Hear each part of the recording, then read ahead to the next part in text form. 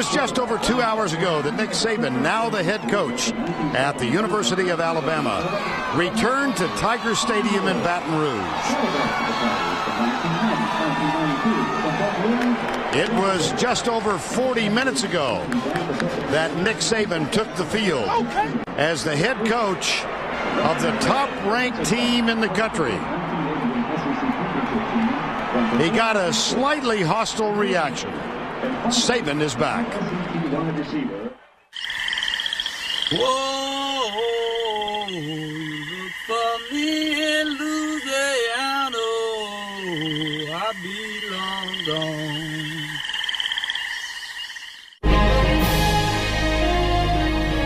There's a little old story that's been brewing down here in the bayou for a while now. It's a drama about two coaches and their path to and from Baton Rouge, Louisiana. A few years back, Nick Saban, he done blew through here. Tigers are the national champions! All he did was resurrect the program by winning a national title. But then he got up and left us without even saying goodbye. He was replaced by a Midwesterner with an unknown pedigree. Les Miles was his name. He was a straight-shooting cowboy, not a tiger. And not much after Miles settled in, old Saban, well, he broke our hearts again. Came back to the SEC to coach our biggest rival, the Crimson Tide of Alabama. Sure was interesting last year. Oh, man! It was the first time they met on the gridiron. Miles earned his stripes in that one and made us even happier when the Tigers went on and won the whole shooting match. National champs again. This year? Well, it's a little bit different. Coach Nick is coming home for the first time to Tiger Stadium. Uninvited, undefeated, and unbelievable #1 in the country. So what better place than the Bayou for an unfriendly reunion? We're all ready for another chapter to be written. But I'm sure this story, far from over.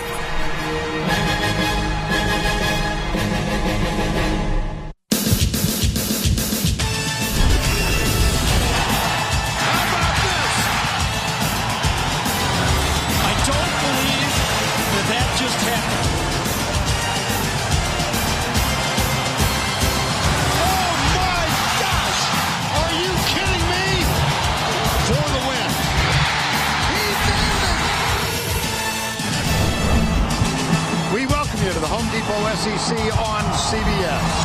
This afternoon from Tiger Stadium, also known as Death Valley.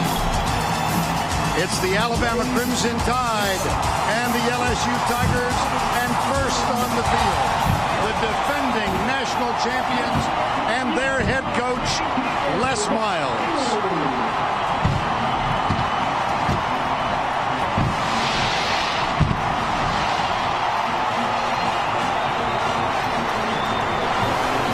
Next on the field, Nick Saban.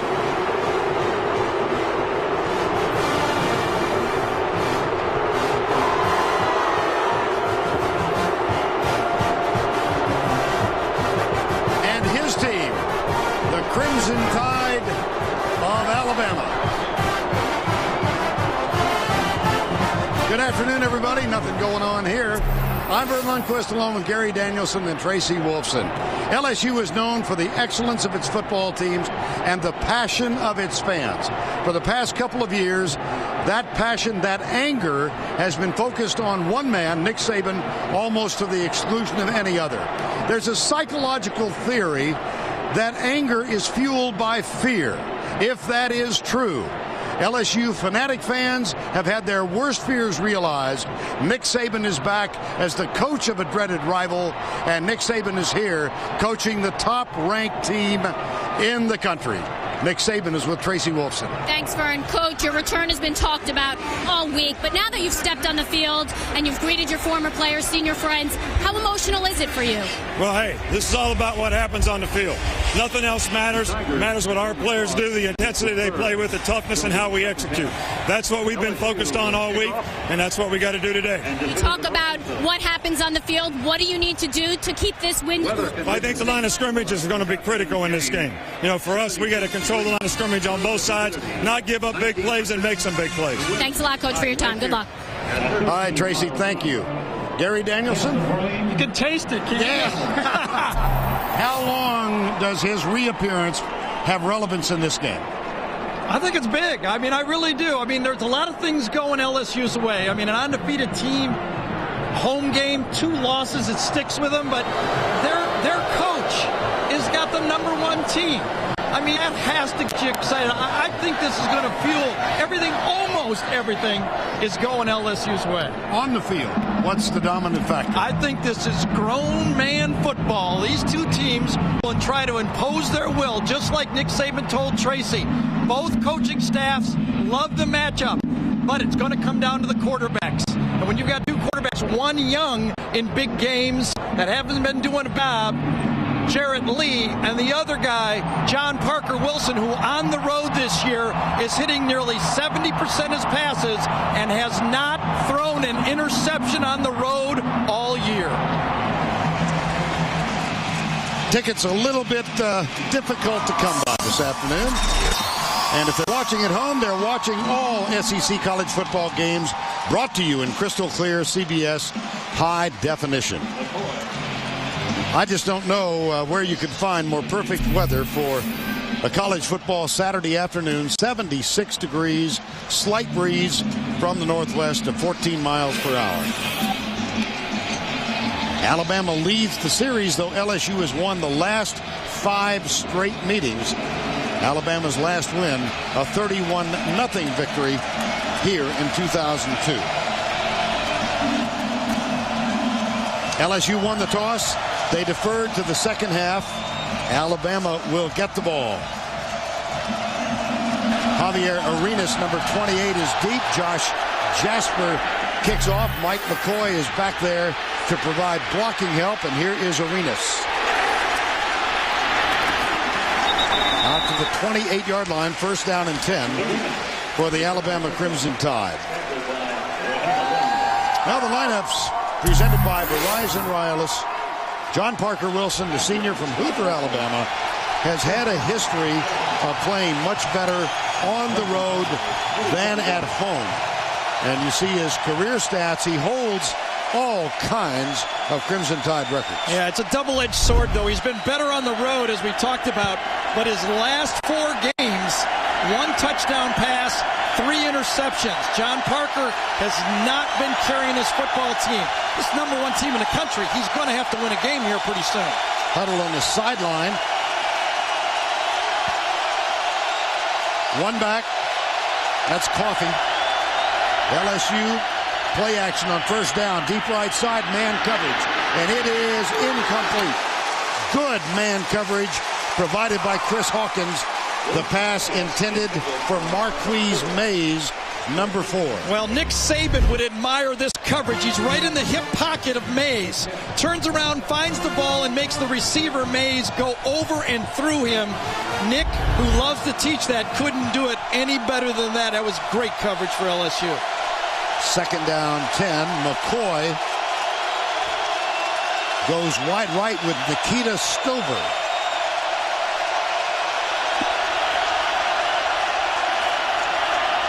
Coffee in left tackle. Coffee. Harry Coleman is back and makes the stop, but not until Glenn Coffee crosses midfield and is out of bounds at the 42. Well, this is a blow to the stomach for LSU. They did not think they could take him one-on-one. Look at this. Up 1-0, Andre Smith takes LM one-on-one. Danny McCray, 44, the safety, comes up and whiffs on a tackle, and he's into the secondary again. That has to be a blow to this LSU defense. That's a gain of 31 for Glenn Coffee and the Alabama Crimson Tide. Trips formation, and now Stover comes to the near side. They'll hand it to Coffee. He's got a blocker in front, but he is spilled by number 4, Jai Eugene, the tackle at the 41. Offensively, you've met John Parker Wilson up front, and this is a very good offensive line. Smith, Johnson, Caldwell, Davis, and Davis. Jones and McCoy, the wideouts. Coffee, the running back. 2 tight ends, McCall and Walker. That's how they start the game normally, but they've had 3 wides in the early going here.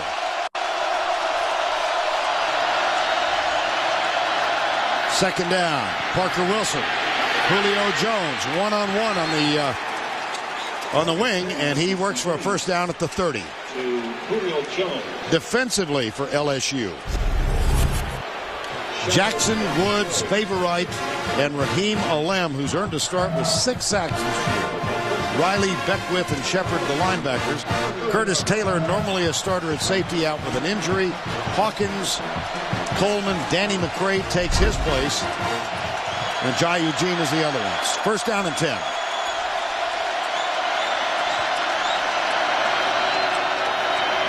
Deep handoff, Coffee, nothing doing. Raheem Alem.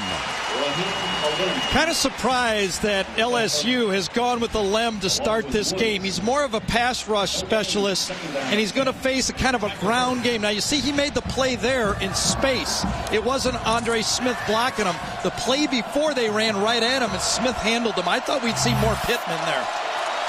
Kirsten Pittman is the only player on LSU who actually did play for Nick Saban. He's a 6th-year senior.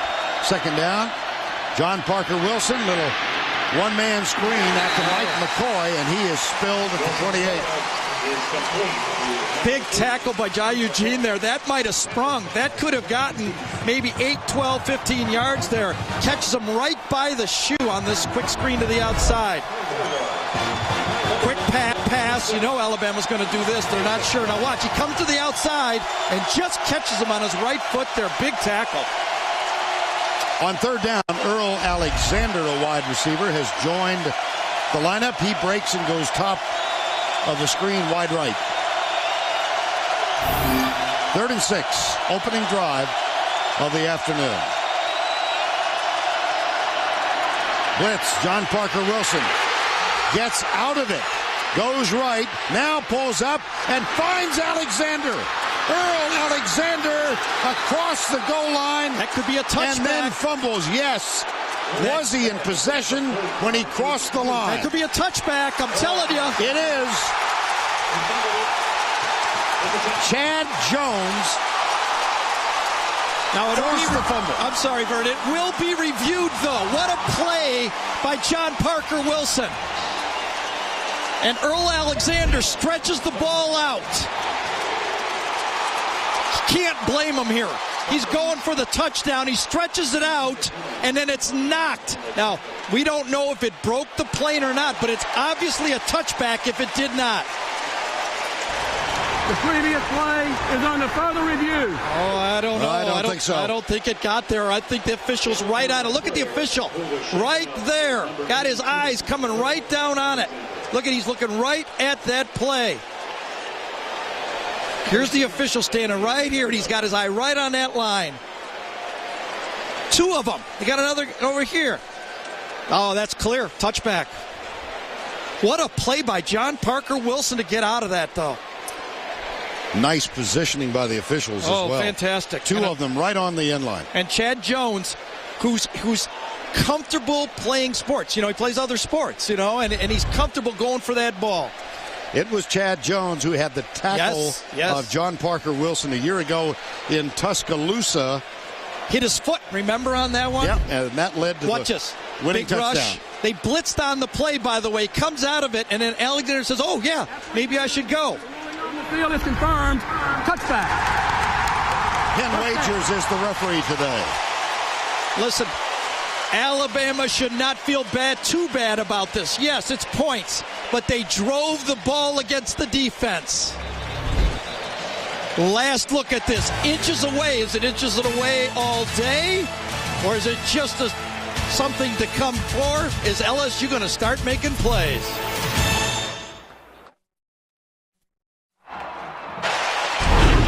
And now it's time for the playbook presented by the Hartford. Well, you look at this. First of all, LSU is going to come with the blitz on this play. Here's the linebackers. Watch. Here's Chad Jones there. He drifts this way, and he's going to make the play. Linebacker blitz. Now watch John Parker come out of the pocket. Now this worries Alabama. When John Parker scrambles, bad things happen. Not here, but remember Chad Jones? He went out of the picture. He hustles back and makes the play for LSU. He had to run 53 yards across that field to make that play. And a touchback. Earl Alexander injured on the play. And getting medical assistance or attention at least over on the Alabama bench. Jarrett Lee, redshirt sophomore from Brenham, Texas. In the backfield, they'll open in the I. Quinn Johnson is the fullback. And here's Charles Scott. And the first play, no gain.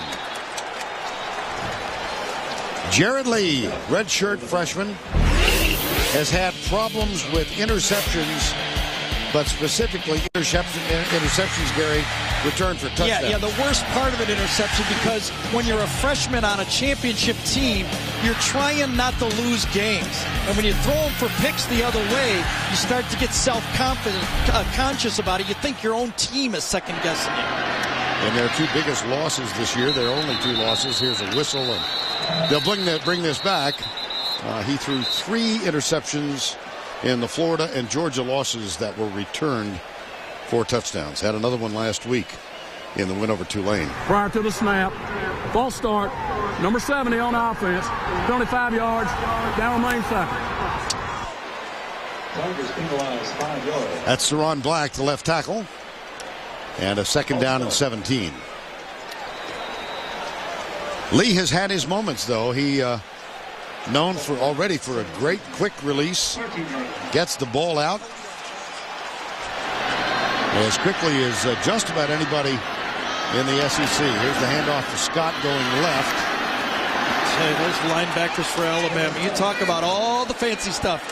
When I say it's a real grown-up football, keep an eye on Rolando McClain and watch a collision of 750 pounds. Terrence Cody and Herman Johnson, two biggest men. I don't have a circle big enough to get around these guys. They are going to be facing each other. One's 360, one's 365. I mean, that's 750 pound, 30, 40, 50, but it doesn't matter after that. Nobody can do it. Recall that Terrence Cody is back after almost intercepted. It is intercepted. Demetrius Byrd, the intended receiver. Rashad Johnson got the pick. I don't get it. I just don't get it. It's 3rd and 1,000,000 on your own 15-yard line. You got a quarterback that's struggling. What are you trying to do? Look at how dangerous this throw is. Scores nothing here. Going to be a slant to the outside. Why not a draw play? Look at this. He's throwing it between 3 people. He's luckily got in there, and then the ball pops up because McClain puts a hit on him right there, and it went right to their other playmaker, Rashad Johnson. It's just, well, I'll just watch for a while, I guess. Okay. I get your point. You know, when I can't hit my driver, I put it in the bag for a while, you know? The injured player is Demetrius Byrd, number 2, the senior out of Miami. Number 2 receiver on this team. That's a risky call. I don't think a slant is going to get you a first down. Well, in a sense, we were forewarned, were we not? Yes, we were. Both Gary Croton, the offensive coordinator, and Les Miles confirming that they script the first 12, 15 plays, and they were going to open it up early. But 3rd and 17, that's Gary Croton, the offensive coordinator, in the middle. Right. He said the ball was a little bit behind, but it was a tough throw, Coach. Got a quarterback that's really nervous in a big game. And so here is Alabama with a second opportunity. First down at the 15. Coffey is the running back.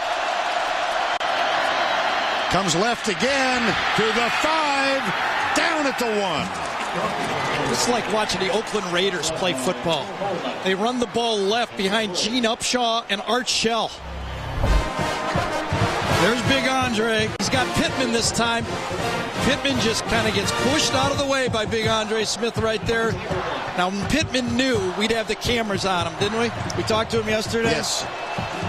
That's just too easy. Look at those blocks up front, right up the gut. First and goal, backs in the eye.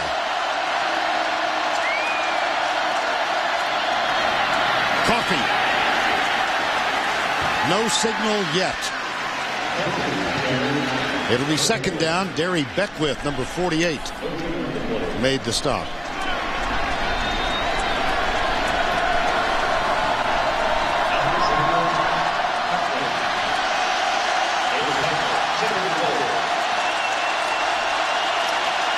2nd and goal.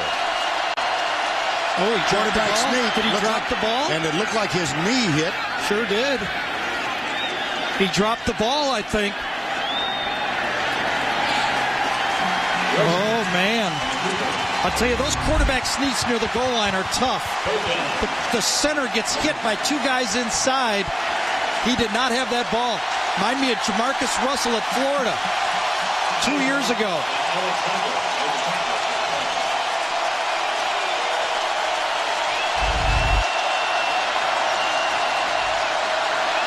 Third and goal.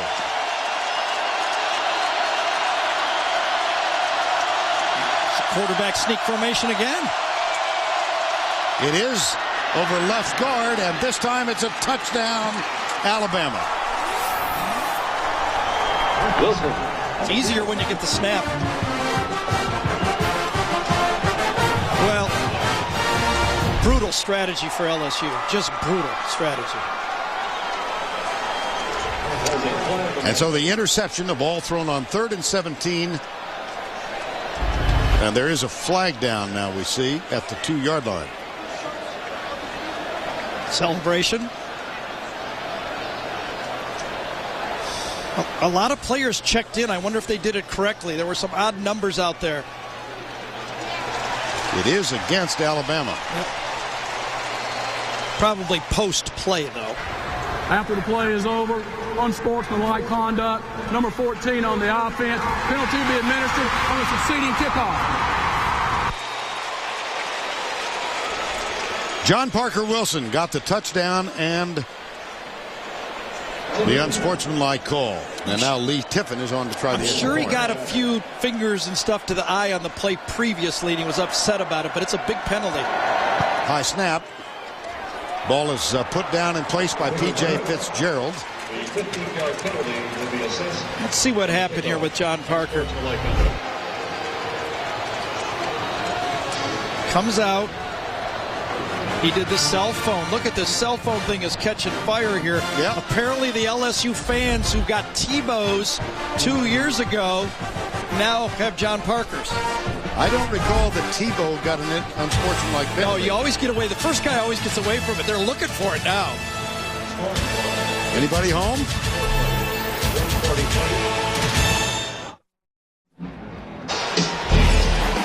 Doubleheader for you, the NFL on CBS tomorrow. Early game highlighted by Tennessee at Chicago. Late game, most of you will see Indianapolis at Pittsburgh, and it all begins, as per usual, with JB and the quartet. The NFL today, tomorrow at noon Eastern time. This is so big now where this ball's being kicked off because Jarrett Lee felt that goal line on that last series. Now he's going to be in real comfortable territory. It's a big penalty for John Parker Wilson and a dumb one for John Parker Wilson. Kickoff comes from the 15-yard line.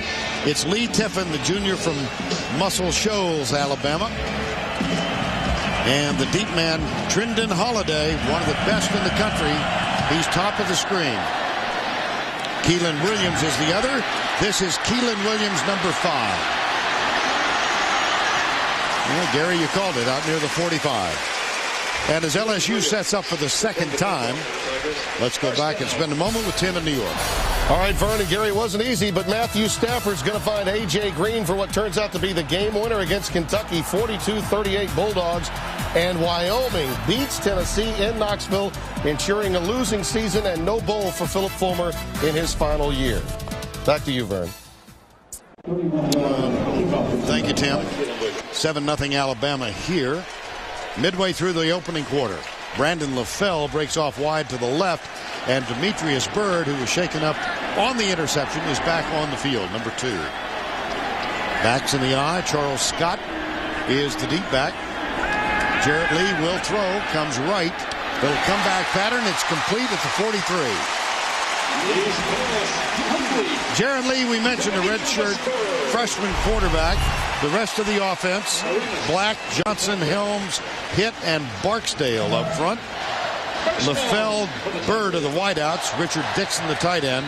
Charles Scott, 6 games of 100-plus yardage this year. And Johnson is the fullback. First down at the 43.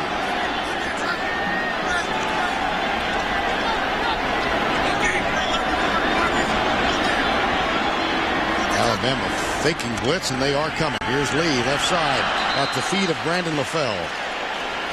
And defensively for Alabama, particularly effective against the run. Terrence Cody back after a 2-week absence with a sprained knee. He's a large presence at nose tackle. The linebackers are led by McClain and a true freshman, Dante Hightower, number 30. And in the secondary, you've got Arenas, Justin Woodall, Rashad Johnson, and Kareem Jackson. Double tight end set for LSU on 2nd and 10.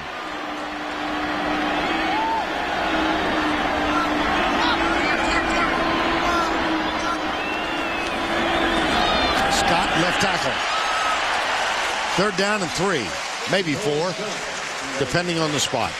I was down on the field checking out Cody. Remember a couple years last year with Glenn Dorsey, I wanted to see the knee in warm-ups. He was way better, right in the middle right there, way better than Dorsey was when I went and watched warm-ups. He handles helms right here. That's a good job by a nose tackle.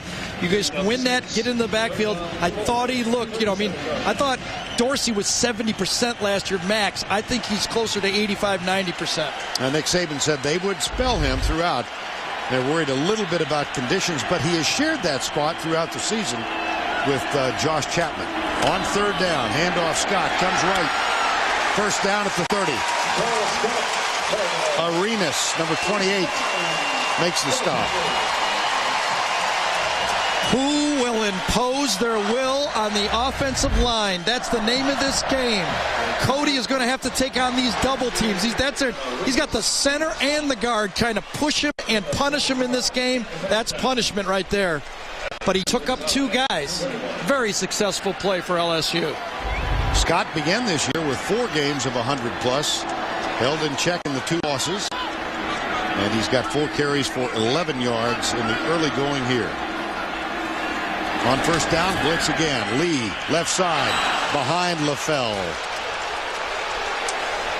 Well, we were here 2 weeks ago when Jared Lee had a tough afternoon against Georgia. And no matter what the LSU players are looking like and clapping their hands, they talked about this interception and going down 7-0 early in that game as a body blow. And they felt they couldn't recover. They said, we're already losing, and we hadn't even been on defense yet.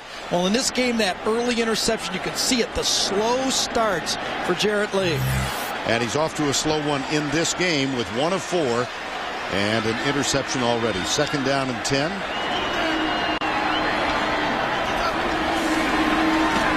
Here's Lee, left side in the corner. Got a man there.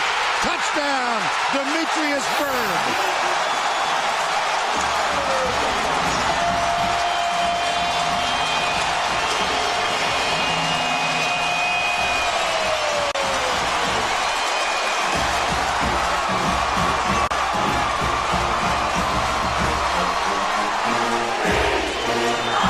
Tell you, that penalty by John Parker Wilson was one of the most selfish penalties I've seen for a team trying to win a national championship. It hurt his team. Cost him field position as this drive began at the 45. And it opened up the playbook for Croton to go build the confidence back in Jarrett Lee because he wasn't nervous about throwing the ball. Watch, the penalty is what set it up. Kick it off from your own 15-yard line. John Parker, don't have to do this. That is a call. Now, a speed release. This is not a good job by Kareem Jackson.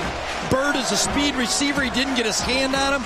Easy throw. No pressure for a quarterback throwing the fade. High school kids can throw that one. Demetrius Byrd with his 4th touchdown reception of 2008.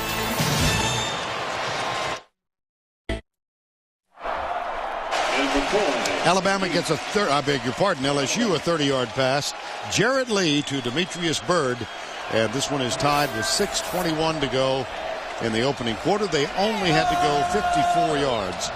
And the last 30 came on that touchdown toss. Now Josh Jasper getting ready to kick off for the 2nd time. Mike McCoy and Javier Arenas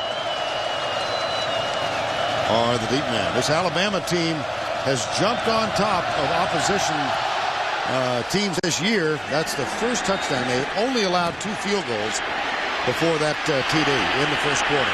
Here's Arenas. Has to hold up, and he's banged. Ball's out. Ball's out. LSU has it. It was number 13, Ron Brooks, who made the hit from the backside. Fumbles happen from behind. Arenas was trying to do too much.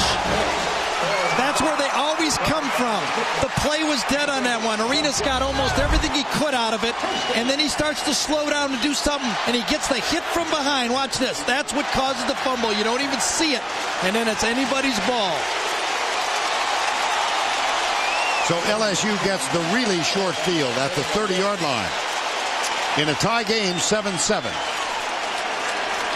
Terrence Tolliver is on the field. And Lee will go from the spread. Brett Helms, the senior. Things couldn't have happened better since that touchdown for LSU and Gary Croton to rebuild the confidence. Here's the roll. Lee coming right. Fires it. Too high. Intended for Terrence Tolliver. Incomplete. Marquise Johnson with the tackle. Well, first quarter SEC games, they had outscored their opponents 65-6 until that touchdown. In the meantime, the reverse for LSU, they have been outscored 34-30. Now, remember this. When Georgia scored first 2 weeks ago, when we hear LSU came back and made it 7-7. They answered the last time. They're answering again. Second down and 10.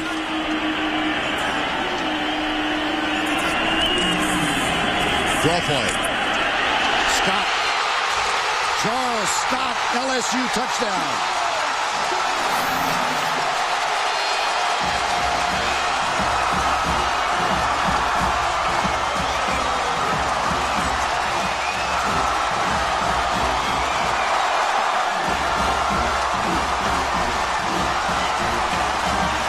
A 30-yard pass, a kickoff and a fumble, and a 30-yard run.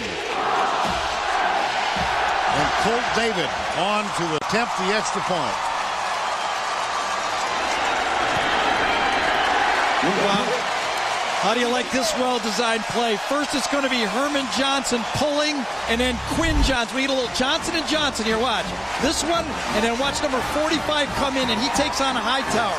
Johnson and Johnson. That's a bandage right there. 1 block, 2 blocks. He blocks Hightower, and Scott is in. We got Johnson and Johnson and Scott into the end zone. 1, 2, touchdown. LSU with 14 points, 24 seconds. 14-7, they lead.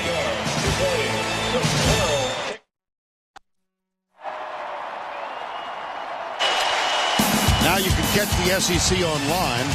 Log on to cbssports.com/college football live and get the CBS Game of the Week streamed live.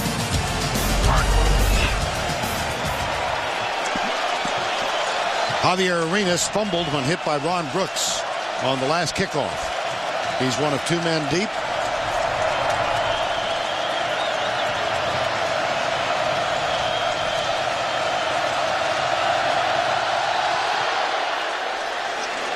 And Arenas is chased back to the 1. Ryan Baker, backup linebacker, number 22. I'll tell you, if you don't think Nick Saban coaching the other side has anything to do with this LSU attack, you're crazy. This team is ready to play. I saw it in the faces of those players we talked to yesterday. They could taste this football game, and that LSU line is blocking the best I've seen all year. This is a rare position for Alabama. Through the first 9 games of this year, they trailed by 1 minute and 15 seconds. That was to Ole Miss, a game they ultimately won at home.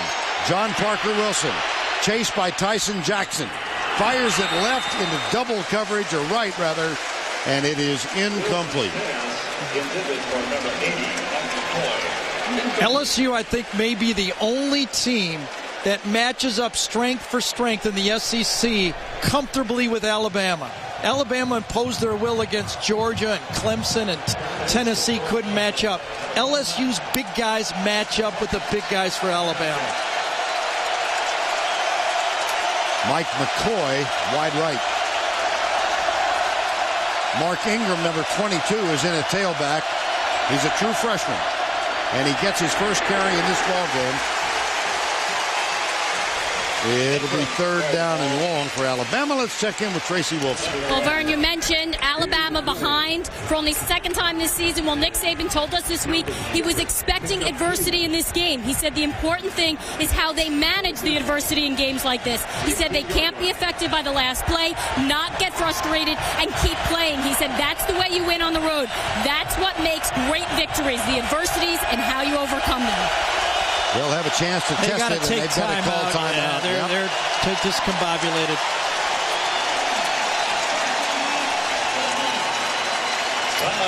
Crimson Tide uses one of its allotment of 3. 14-7 LSU.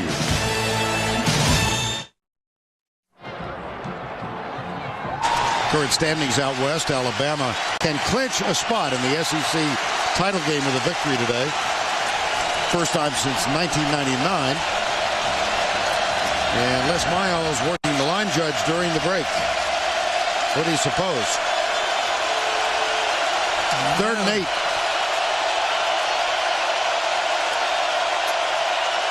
LSU brings 4. John Parker Wilson deep down the middle. Caught in a great catch by Julio Jones, the freshman who struggles for a first down out to the 41-yard line. Well, you don't execute it any better than this. You just really don't. Jones, he looked like he's coming off with a limp left arm there a little bit. But I tell you just don't do it any better than this. Coming right in here. Excuse me, right there. Got the wrong cue. Coming right in here. Now watch how tight this throw is. Comes in between 2-3 players and snatched right out of the air. What a throw. Great protection, and what a catch. Nikita Stover has taken his place. Earl Alexander is also on the field, and Marquise Mays. So 3 wides. McCall, the tight end, sets up tight to the left. This is Ingram, and finds it a little tough in the interior. Now let's go back to the studio for this Liberty Mutual update. Here's Tim Brando. All right, Vern, another one of those one-loss teams to keep an eye on the BCS. Oklahoma now up on Texas A&M 21-0 behind this Chris Brown 22-yard touchdown run. Meanwhile, in Iowa, Sean Green, a 14-yard touchdown run. They lead Penn State 7-3 as they open the second. Back to you. At the 42-yard line. All right, thank you, Tim. Second down and 8. And Ingram is in along with 3 wides. Wilson, right side. Batted down by Chris Hawkins. 3rd and 8. Well, that's Hawkins again out to the outside. He's having a football game here. Watch this. Try to come with a hitch. They went fade before. Can't do it any better than that. Cannot do it any better than that. Boy, you know, I kind of thought, and I think the LSU coaches thought that the LSU defense had lost their swagger a bit. Today, looking at those corners and safeties and defensive, it looks like they're challenging everything. That's how you got to do it. Julio Jones is still on the bench. We've got Mays and Stover. And a timeout called by LSU. McCoy and there's Julio Jones. He is back on the field. That's good news for Alabama.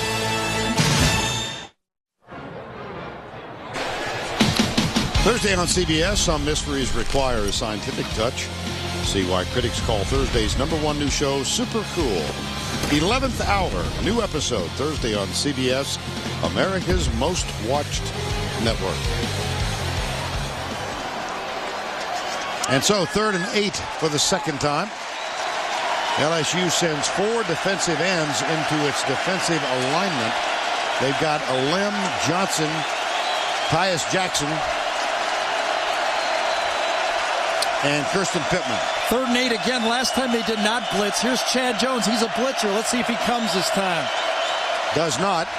John Parker Wilson back. Oh, boy, right into double coverage and knocked away again, Gary, by Chris Hawkins. Yeah, they're going to have to put a double move on Chris Hawkins. He is guessing every first move in this game. If I'm on the sideline as my normal position of backup quarterback, I'm telling the coaches he's jumping on every first move. Look at, he's guessing every first move out there. Coach, we got to double move this guy. That's going to send P.J. Fitzgerald on to punt, and Trendon Holiday, the speedster, track star for LSU at the 20-yard line, 192-yard touchdown on a punt return earlier this season. And Holiday with a fair catch as he drifts over to his left and makes the grab safely at the 11. 46-yard punt, nothing on the return. And now let's take a look at Home Depot's tools for success. Well, you remember Jared Lead throws the interception, but the great field position allows Gary Croton to go back to his quarterback and rebuild his confidence. You do that by throwing the ball to the outside of the field where there's not a lot of guys, and one-on-one. Alabama goes one-on-one. Every quarterback loves to throw the fade, so the great field position allowed Croton to go back to his quarterback and say, I got to build you up, I'm going to need you. So, Coach, didn't like your first pass, really like these next two. Gary Croton, one-time head coach at Brigham Young University. First down now at the 13-yard line. Here's the test, backed up. Keelan Williams is in there. Lee drills it, man open, LaFell, and it's incomplete. Boy, he looked like he was open. Oh, yeah, it was just way too late. I actually thought that ball was going to be intercepted on that play. I'll tell you, Justin Woodall had this thing all the way, and I don't know if he slipped. The ball was woefully underthrown on the play, and I thought Woodall was going to get there and make the play. Well, I'll tell you, the LSU coaches are doing exactly what they told us. That's right. They're going to be aggressive. To your personal shock and awe. Well, the 3rd and 17, I don't get that one. All right, I don't mind first down passes. 3rd and 17 is a little aggressive. 2nd down and 10 now. Lee off to a slow start. He's 2 for 7. Here's the handoff to Holiday. Comes right. Young man who had registered a 100-meter time of 10.02 seconds. He can scoot. Well, you can run fast and you're not scared. That's a pretty good combination. This guy can run fast and he's fearless with the football. Speed and toughness. Well, that's a nice one. You know, that was one of the alerts, by the way, for Alabama when number 8, 9, or 14 are on the field. 8 is Holiday. Jordan Jefferson and Andrew Hatch are the 2 running quarterbacks. That's the alert for the Alabama defense. 3rd down. Scott and Johnson in there. Now here's Scott. Comes right, tries to get around the corner. He does get the first down. Javier Arenas makes the tackle. But they move the chain. A first down deep in their own end of the field. Well, I felt all week that this was a matchup that LSU relished.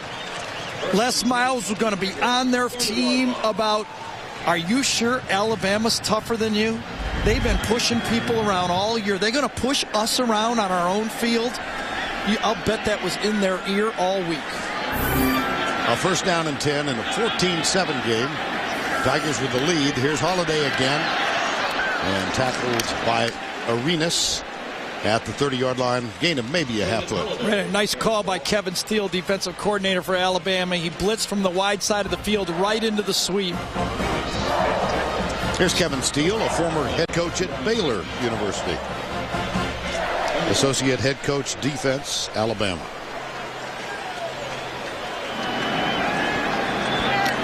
Final 2 minutes, opening quarter. Alabama scored first. I always think these first quarters fly by, but it seems like I've seen everything in this game. I agree. I keep looking at the clock. Right. We've been here for 3 hours. Ready for a hot dog. Oh, goodness. Little draw play. Scott. Charles Scott has a touchdown run of 30 yards in this game. And Demetrius Byrd a 30-yard pass reception. It is 14-7. That last tackle made by Rolando McClain. So you keep your eye on also number 45, Quinn Johnson. He is delivering some blows when he's in there at fullback. He's taking on those big linebackers for Alabama, McClain and Hightower. 3rd and 6, and they'll go with 3 wides to the left side. Alabama with wide splits defensively. And they are bringing a few, and that pass incomplete, wildly so to the left side. It will be 4th down. See how different Alabama is with the field position, how they could control the game. When the ball's on the 45, it's a whole different game.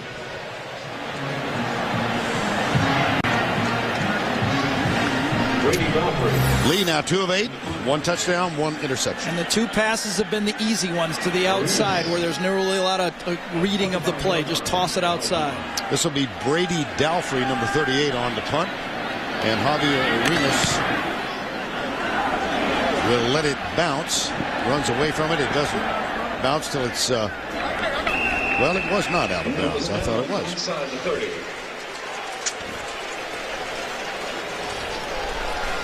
Well, Alabama number 1 in the country, also number 1 in the BCS poll. Look where they started the season. 24th in the preseason AP rank. Texas Tech, that scintillating victory over Texas last Saturday night, started the season 12th. Penn State began in the number 22 spot. That's the current BCS top 3. 41 seconds to go, opening quarter, 14-7. John Parker Wilson in the shotgun. Lobs it out. Oh, boy. He had Nick Walker, number 88, all by himself. And a quick strike up to the 48-yard line. 18-yard gain. I'll tell you, John Parker Wilson is like a basketball player who's a good jump shooter. You know, pass him the ball, he doesn't dribble. And he just stands there and shoots like a Steve Alford.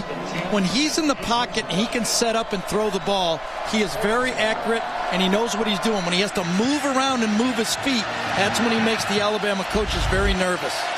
I'm a little surprised that last play wasn't reviewed. I thought he got his 1 foot in, though. Did you? Okay.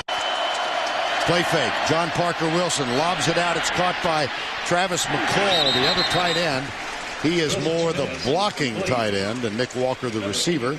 And let's go get an update. Here's Tracy Wolfson. Guys, Julio Jones running onto the field now. He missed the first 2 plays because he was taken into the locker room to look at that right shoulder. Alabama does not give any injury reports, so I have not heard from them, but it does look like they added some padding to that shoulder, and they taped his left elbow just before running out on the field, guys. All right, Trace, thank you. 2nd down and 3. And he is back on the field. 2nd down, and we have reached the end of the quarter. The end of 1. Had a lot going on here at Tiger Stadium. 14-7 LSU will return to Tiger Stadium after this message and a word from your local station.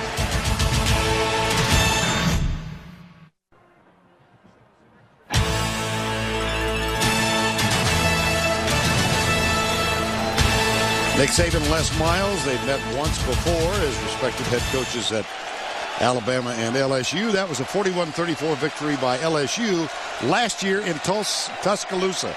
You know that. We welcome you back to Baton Rouge. 2nd down and 3. John Parker Wilson. That one's trouble. Intercepted. Picked off by Patrick Peterson.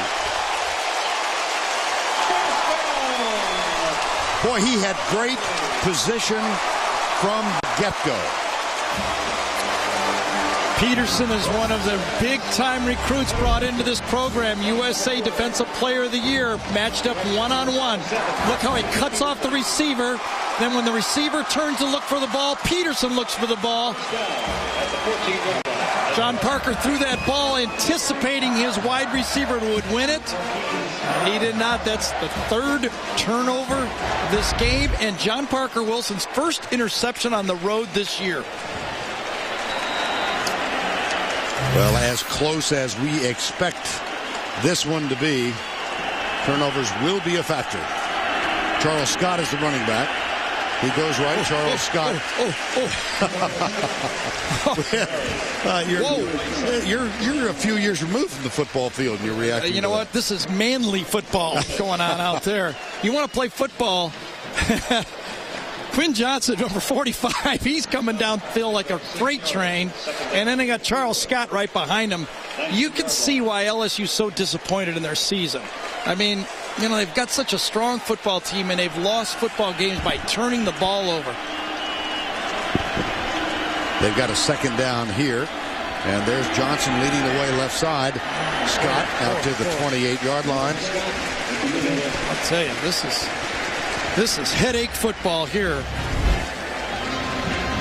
Les Miles, the Bo Schembechler disciple, against Nick Saban, who's a Woody Hayes disciple at Ohio State, and they're playing 3 yards in a cloud of dust right now. You know, Skip Bertman, the retired athletic director here, made a visit while you were down on the field just to say hi. He and his wife Sandy. He's the one who said he thought that Saban and Miles potentially could have that same kind of Schembechler-Woody Hayes rivalry and relationship. Well, they got the universities to help. It's not just the coaches. You got 2 universities that commit the resources, have the history to be rivals for the next, you know, we could have a 10-year war here. Start, number 78 on the offense. 25 yards, that remains third. So the 5-yard penalty against the Tigers. Well, Saban 5 years here. Came in 2000, left 2004. 48-16 overall. 2 SEC titles, 1 national championship. And Les Miles came in. He's posted a 40-8 record, a national championship last year. 3rd down 6. Blitz from the corner, Rashad Johnson. And Lee had real trouble. It almost slipped out of his hand. Well, he was trying to get it for a screen. He didn't have it. Let's go back to Tim in New York. All right, you guys have been talking some Big Ten. How about a little power football from the Big Ten as Evan Royster finds a seam at Kinnick Stadium to make it a 10-7 lead now for number 3 Penn State. South Carolina head ball coach cruising along today against Arkansas. UT Martin giving Tommy Tuberville all he wants at the break. Vernon Gary. All right, Tim, thank you. 4th down and the punting unit on. Should be good field position for Alabama. Javier Arenas at the 43-yard line. And Brady Dalfrey with the punt. Arenas grabs it. Nailed.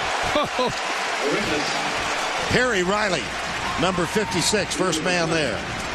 A 34-yard punt, nothing on the return. Well, as I say, go get your potato chips or popcorn and crack open a cold one. This is real man football here.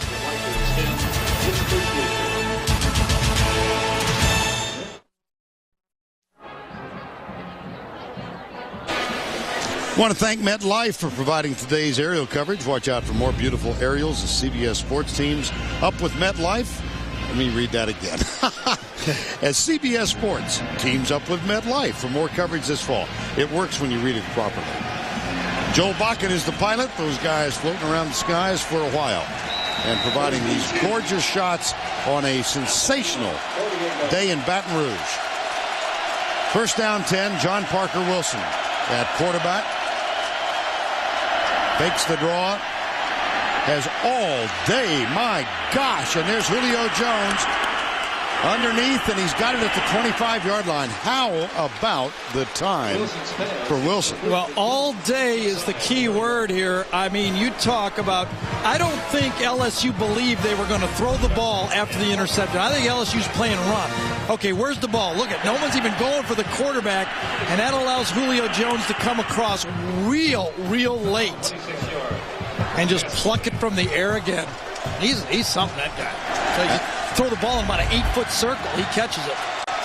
That's a gain of 26, a 1st down at the 26. 14-7, Alabama trails. And here's Glenn Coffey. Tackle made by Chad Jones, number 3. Well, Nick Saban is gone, obviously.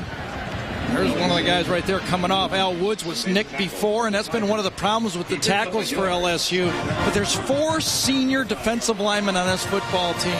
Tyson Jackson, Tremaine Johnson, Charles Alexander, and Marlon Favorite. They all were recruited by Nick Saban. You can feel, you can taste Curtin Pittman. You can taste the fact that they want to win this game. 2nd down and 9. Blitz coming right up the middle. John Parker Wilson has to get rid of it. Catch is made out of bounds by Nick Walker, the tight end. Terrific pressure by Jacob Cutrera, number 54. Kirsten Pittman had a chance to chat with him yesterday. Missed 2 full seasons. Assist on the knee in his junior year, and then a torn Achilles. And he said it was the second one that was really devastating. The only man in college football with 2 national championship rings. 2003, 2007. 3rd down.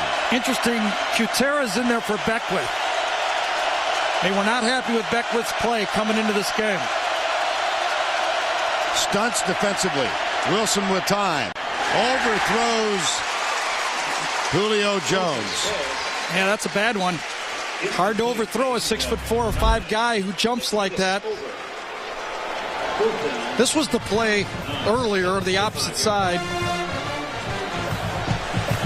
Actually, I think the ball on the other side, did it go for Nikita Stover, I think, maybe on that play. Lee Tiffin on for a 42-yard field goal. P.J. Fitzgerald.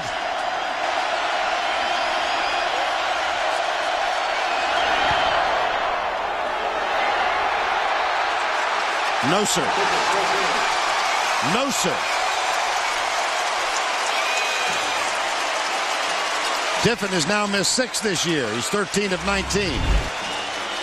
Well, nobody said it'd be easy to win a national championship. There's always one of those games that you've got to gut out, where the other team is ready to play and the breaks aren't going your way. Remember, a year ago in this game, Matt Flynn threw 3 interceptions in this game. LSU won, though. Welcome back to Baton Rouge. It's now time to cue the duck. Welcome him from stage right. There he is. The Aflac trivia question. Which is the lowest ranked team in the preseason AP poll to win the BCS National Championship? And remember now, BCS is not that old, thankfully. And we showed you where Penn State and Alabama was, and Texas Tech. Yeah. 24-22 and Texas Tech 12. Who would have thought that? Preseason Tech ahead of those teams. Keelan Williams is the running back, number 5, and he'll follow Quinn Johnson's block again. Boy, Johnson has been a workhorse. The senior out of Edgard, Louisiana, number 45, weighs 262. Lyle Hitt also is going to pull around number 65. Johnson takes on and just destroys the defensive end that time. Well, actually, it's a linebacker in this front, but he basically is a defensive end in Nick Saban's defense. Big old linebackers. Excuse me, Vern. That's okay. Brandon Fanning. 30 of those yards scored by Charles Scott. Here's the toss. Keelan Williams gets a downfield block. Tackle at the 47.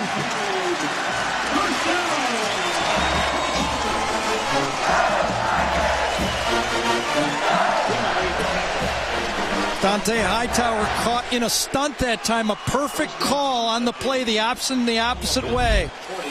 Watch Hightower coming this way, play going the opposite way. Couldn't draw up any better. You get the pitch and you get the fullback out on Johnson to the outside. Brilliant play for LSU. And that's a first down with LSU leading 14-7. Keelan Williams again, number 5. Putting on a show. Yes, they are.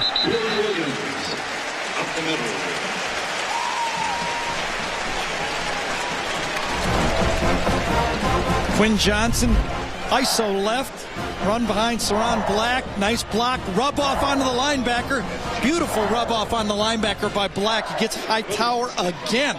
That is one of the things I was looking for in this game. Whether the LSU offensive line could get to the second level and get to the Alabama linebackers. They are.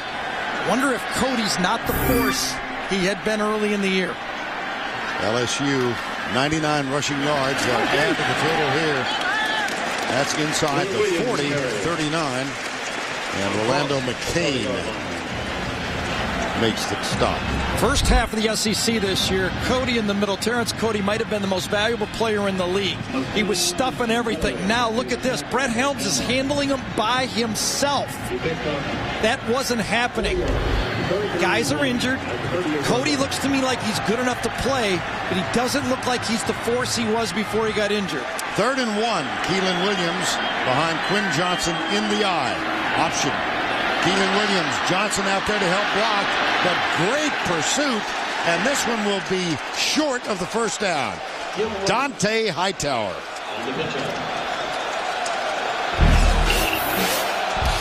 Well, big Mount Cody was a force early in the year. Up and down the sideline, running up plays, even lining up in the backfield and blowing out Ole Miss for a touchdown. Things were good, and then things turned very, very bad when he got the dreaded offensive line falling on his back. Back of his legs. He was out for 2 weeks, and he's limping a little as he goes over. Well, Brady Dalfrey back to punt. Maybe. Yes. Here's Dalfrey. A year ago, this LSU team was 13 for 16 on 4th down attempts for first downs. This year, they're only 3 of 9 unless Miles decides not to try it on 4th and 2. Alabama gets it back, but they're deep in their own territory.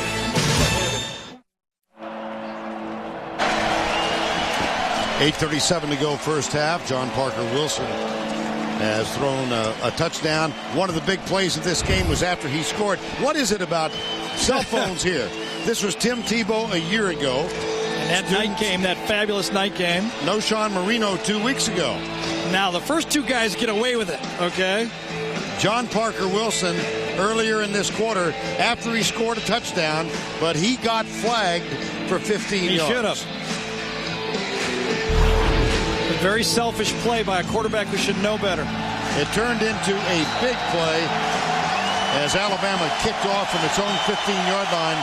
It led to the tying touchdown. And then LSU got one more.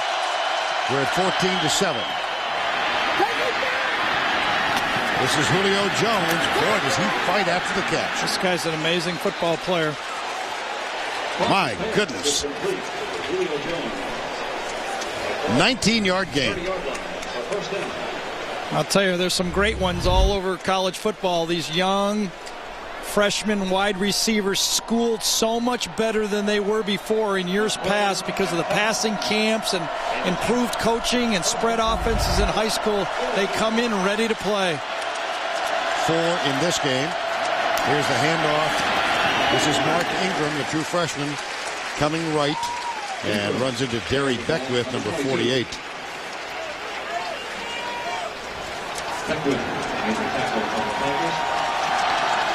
Ingram, coaches said he hit a mid-season freshman slump. He's a true freshman, and then got his spark back last week in a big game against Arkansas State, and has provided a lot of relief for Glenn Coffey this year. He's a 5'10", 215-pound freshman from Flint, Michigan. Second down.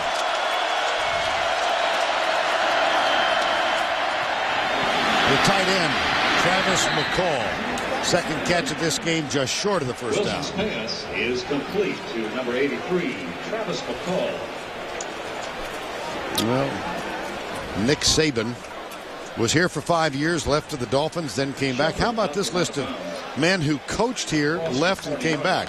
Dana X. Bible, who was also a coach at both A&M and the University of Texas years ago. Paul Dietzel left here and went to Army, and he scheduled while he was here as the athletic director. He scheduled a home-and-home series with South Carolina for like 6 years down the road. I think the bite of the media in the modern game, though, it's much different with Nick coming back. You do. Yeah, I just think this is special. It's going to be special. You're suggesting Dana X. Bible didn't have internet, sports talk radio? Probably not. I think tin cans with wires were involved. You know, John Parker started off quickly in this game when Alabama scored on their opening drive. He started off 3 for 4. Then he went 4 for 10 with an interception. And now he's coming back a little bit here with a nice call there to kind of rub off the tight end and get a nice, easy completion for him here against this LSU defense. Mark Ingram is the running back. 3rd and 1. McCoy out, Earl Alexander in. Ricky Jean-Francois urging the crowd. Well, which way do they go? Do they go left behind Upshaw and Shell? I mean Smith and Johnson? Yep. Oh, he fumbled it. Boy, 3rd and very short and kind of a gimmicky play there. Ingram does recover. They're going to try to get around the end and outflank LSU really quickly. The ball was a little bit behind that time. Not a very good pitch by John Parker Wilson to the ball carrier. Remember, they were trying to get outside and get around the defense. Looked like it would have worked, too. Now Chad Jones is back to return P.J. Fitzgerald's punt. Instead of Trendon Holiday, it's Jones who has returned 5 this year. Fine punt. Jones moves up, grabs it at the 15. Has a little room. From behind. Tackled at the 33 by Eric Anders. 45-yard punt. 18 on the return. LSU leads it with 6 minutes and 25 seconds to go. First half. Tim Brando in New York. Coming up on the Geico Halftime Report, Spencer, Tony, and I will get you caught up on all of the action, including Tennessee going down to Wyoming, ensuring a losing season and no bowl in Philip Fulmer's final year in Knoxville. Now back to Alabama LSU. All right, Tim, we have talked all day about Nick Saban's return and the passion with which his return was anticipated. The anger. Here was a billboard on Interstate 10, and last night a Saban effigy was burned. And you want to know the truth about this? It was some folks who were trying to attract people to sell condos. Oh, I thought you were going to say something else. No. So they gathered scores. Yeah, there were scores that showed up. Well, I'll tell you, they both respect and loathe Nick at the same time, and they should. I mean, that's the way. That's the fun of this sport. I just threw a flag on myself. Oh, goodness. First down and 10. Marcel Darius, number 57. With the tackle. Oh, the Duck wants the answer to the Athletic Trivia question. Lowest ranked team in the preseason AP poll to win the BCS National Championship. Look at this. Well, actually, I was faking there. I knew the answer. You did? Yeah, well, because I did that game. I was terrible game. No, it was a good game. That was Josh. That was the good Oklahoma. There's motion. Cody, or was it Chapman? Darius. It was the freshman. So they've used Cody at nose tackle. Now Darius, a freshman from Huffman, Alabama, reached across and. Yeah, I think the pressure. Listen, last year the number 1 and number 2 in the month of November and December in college football went a combined 3 and 7 at number 1. We talked to Les about it. He says, well, looking back on it, there was pressure, and you have to deal with it. Oh, he thought for sure it was the other way, as we did. But you know what? About this matchup, I think it was right when he said we are comfortable and confident in this matchup. He knew his team match up well for this game. Well, that one went the other direction, so it's 2nd down and 12 now with 5:28 to go. There it is right there. Top 2 teams. Scott to the 35. It'll be 3rd and 9. It's a big series here for Alabama, and that's why that penalty was so big, which way it went, because now remember, you got to think forward here a little bit. 5 minutes to go as we take a look at that offside penalty. Had it gone the other way, oh yeah, you could see the head flinch by the center. Helms that time. That was a great call by this officiating crew, because LSU will get the ball to start the next half. They could have moved it down, score, and got it again. It's like getting to serve twice in tennis. 3rd and 8 officially. And Jarrett Lee is in the gun. Corner blitz. Arena's coming. Over the middle, intercepted. Picked off by Rashad Johnson. And he comes right. He's got a little convoy. Johnson cuts left. Touchdown, Alabama, no flags. This will be embarrassing. This is going to be tough to take if you're LSU. 6 touchdowns. Returned off interceptions so far this year off the arm of Jarrett Lee. 6. Throwing over the middle, and watch how Alabama funnels the ball into the middle of the field.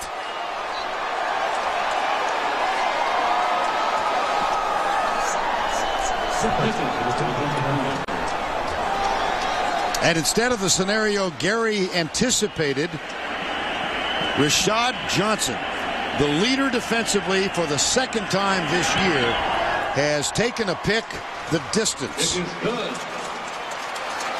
All the players will funnel the ball into the middle of the field, into the safety right there.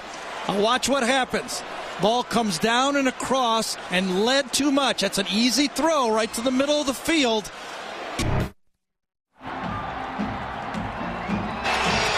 Redshirt freshman out of Brenham, Texas. Jarrett Lee, 6 interceptions returned for touchdowns. That is the most in Division I. He and Demetrius Byrd having a conversation. What do you think? Well, I think guys are trying to tell Lee and keep him pumped up and say, you're okay, you're okay. And Lee's telling them, I'm okay, I'm fine, don't worry about it. I'll be there the rest of the game. I even saw Les walk by him and tap him on the butt and say, come on, let's go. You're the only guy we got. Lee Tiffin will kick off. But I think Jarrett Lee was trying to tell his teammates, don't worry, I made a mistake, but I'll be fine.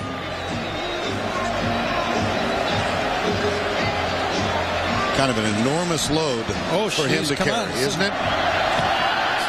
Playing quarterback in the SEC is not easy, and being a freshman and doing it is really tough. Trendon Holiday at the goal line goes right. Now he's up near the 20-yard line and out of bounds. And we head to New York for Tim Brando for this Heisman watch. All right, Vern. Colt McCoy completed 70% of his throws against Baylor. This is one of his 2 hookups today that was very big. 5 touchdown passes overall. Now, tonight, Sam Bradford obviously is playing right now, has a couple of touchdown passes. But tonight, Tim Tebow and Graham Harrell will be on display. With Harrell, your leader in the clubhouse. Back to you, Vern. All right, thank you, Tim. And right here, 14-14 with 4:25 to go. That Heisman watch presented by Nissan. This is going to be really interesting to watch how Croton comes back here now. 4.5 minutes. He does not want to let this game get away from him. Scott comes left out to the 25. Well, we saw Jarrett Lee against Georgia here a couple of weeks ago, and there was good and there was bad. Yeah, throwing over the middle of the field has been Jarrett Lee's problem. Remember, he had that one against Auburn early in the year, but the ones over the middle of the field against Georgia hurt him. The touchdown passes were to the outside, but then Nick Saban kind of adjusted. He's now forcing the LSU receivers to the middle of the field and forcing Lee to throw it over the middle. Keep it on the ground on 2nd down. Scott. Yeah, I bet you Les Miles said, get me out of the half here. Right. Get me out of the half. I would have loved 14-7, but I don't want 21-14. Player down, Saron Black, the outstanding left tackle for LSU. Yeah, that doesn't happen much around here because Andre Whitworth and Saron Black has played about 85 straight games at left tackle here.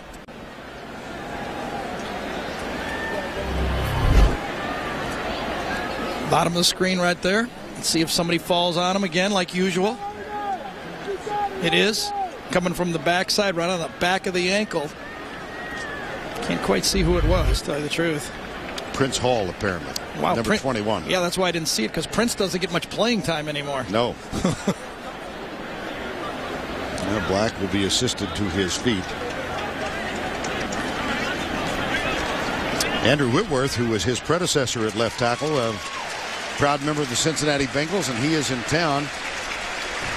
Walked in after we left last night, the restaurant. Really? Yes. Oh. And producer Craig Silver. What did he walk in about 9:45? He did that. Well, 8:30. No, we were, really was. You and I had curfew last night. Oh, I was in early. And Craig Silver was still dining, and said he blocked out the moon when he walked in. Oh. Here's Black. Well, the LSU people were nice to us. We had a great dinner last night. Ernest McCoy is in at left tackle on third down. 3:33 to go. Jarrett Lee rolls out, looks for Holiday. He's covered. Pulls up, now finds he threw it over Holiday's head. And Jarrett Lee got booed at home last week against Tulane. This is not going to be a pleasant sound. See, I really believe that this is where Andrew Hatch on this 3rd and short would have come in and run the option or a rollout and run for the first down. Jarrett Lee doesn't really have that comfort feeling. Great coverage right here to the outside. They anticipated it well. Nobody to throw to and forced Jarrett Lee to just dump it. Had he just gunned it up there and made the first down, he could have taken a first down and ended maybe the half here. Andrew Hatch is not good. Not good. No, he's out probably for the year with a lower leg injury sustained against Georgia here. They come after the ball, but Palfrey does get it. Oh, there's Arenas is hit. Penalty. Yep. Would be a penalty. Yeah. Carnell Hatcher, number 37, made sure he had made contact. Well, this couldn't have finished this half any worse for LSU. Remember, they had the ball with about 5.5 minutes to go. Chance to make a drive and then get it in the second half. They give up a pick 6, and now Alabama gets the ball back after a penalty here. That's the thing about Alabama. They're so solid. I mean, even when things go bad, they just keep kind of doing their game. Disregard the flag. There is no foul or kick catch interference on the play. See, I guess I don't get that. I mean, he would have probably caught it had he not been nudged. It's not like a pass that went over his head. Okay, here's the fair catch signal. Now he's tracking it. He's tracked it. He gets hit, and now he can't go for the ball. He lets it go. That's got to be a penalty. Did he do a pirouette and get out of the way? No contact? I don't know. I thought he was close enough to touch him right there, and I thought Arenas thought he got hit. Guy did a Baryshnikov. First down. Walker, the tight end, comes to the right. John Parker Wilson again with a lot of time, goes deep, and he's got a man down there who stumbles as he tries to get to the ball. Julio Jones, covered by Danny McCray. Well, they took their shot. It's kind of cool here. Julio Jones thought he was going to get the ball short, and then he realized that Parker Wilson was throwing it deep. He kind of runs back, and he's looking for the ball quickly. Watch him look back, and then he realizes it's deep, and he just turns his head kind of like a Willie Mays and runs to the spot, and Danny McCray kind of beats it to him. That was kind of cool. 3:03 to go, first half. Julio Jones out of Foley, Alabama. Coffey is the running back. 2nd and 10, 14-14. Catrera backs out. John Parker Wilson near side, dropped by Nick Walker, the tight end, 3rd and 10. Intended for number 88, Nick Walker. Incomplete. Alexander fumbled through the end zone. Wilson had a penalty after the touchdown. Arenas fumbled on a kickoff return. They had one other fumble that Alabama did recover. And we don't even have room for the interception. That's right. Well, I would think that Nick Saban would be very conservative here. We'll see. He does have 4 wide receivers on the field with 2:59 to go first half. LSU brings 4. They stunt John Parker Wilson. And he's short of the first down. And remember, there's no Hatch. So all they got now is Jordan Jefferson, a true freshman. Undefeated as a high school quarterback. They were hoping to redshirt him. And then Andrew Hatch, who started this season as a starting quarterback, injured in the loss to Georgia. And Jefferson came on in the latter stages of the game against Tulane the other night. He's thrown only one pass this year. Punt on 4th down. It's P.J. Fitzgerald. Great directional kick here. Taking it to 15. Wow, look at those bodies flying. We mentioned Andrew Hatch, and you will not see him today. Let's go back and watch what happened to him. Well, first play of the game, he runs the option and gets a face mask right there. We're not sure that was it, but at least his eye was hurting. But I think on this sack right here, he bent his leg back. And we're doubtful whether he will play football again this year, right? Yes. Young man who began his career at BYU. Well, I would be surprised if they put Jordan Jefferson in here. I mean, this is kind of a tough spot. 2 minutes. I think you got to get to halftime here if you're LSU. 2:19 until that time. Keelan Williams and Jarrett Lee is the quarterback, as you saw. And they say that this is the best part of Jarrett Lee's game, the 2-minute drill. Low snap, bobbled the handoff, but Williams does get back to the line of scrimmage. That's about it. Tim Spencer and Tony Barnhart coming up. Geico at the half as we get deep into the 2008 college football season.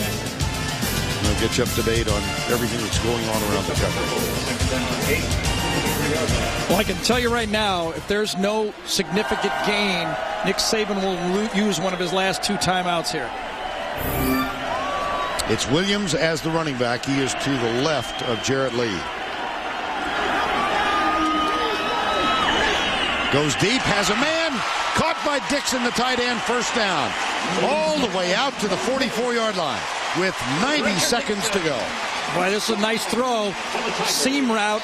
This is kind of LSU's play number 6. Remember that one for Texas Tech? Yeah. Right up the seam.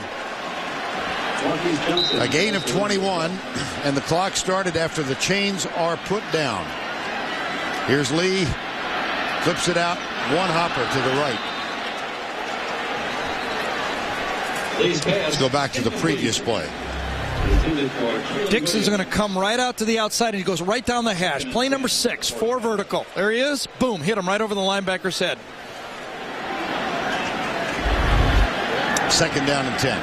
The coaches have all said that this is where Lee is most comfortable, shotgun 2-minute offense.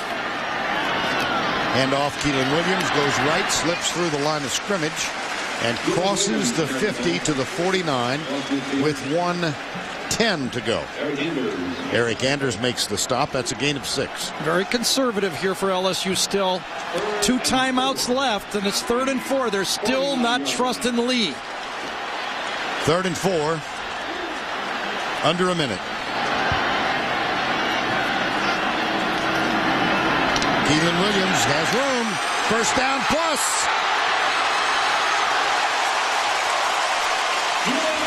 .44 seconds to go. Clock stop as they move the chain. LSU has 2 timeouts remaining. Well, it's been all run here. This is just a belly handoff, and Williams jumps through the play right there and makes a miss. Alabama safeties are missing on tackles. Colt David, the place kicker. Senior out of Grapevine, Texas. Here's the pass. Oh, that was all. You bet it was. Yeah, that was really dangerous. Yeah. Marquise Johnson was so close to the interception. 33 seconds remaining in the first half. Time has been called by LSU. Well, they have moved the ball into field goal range.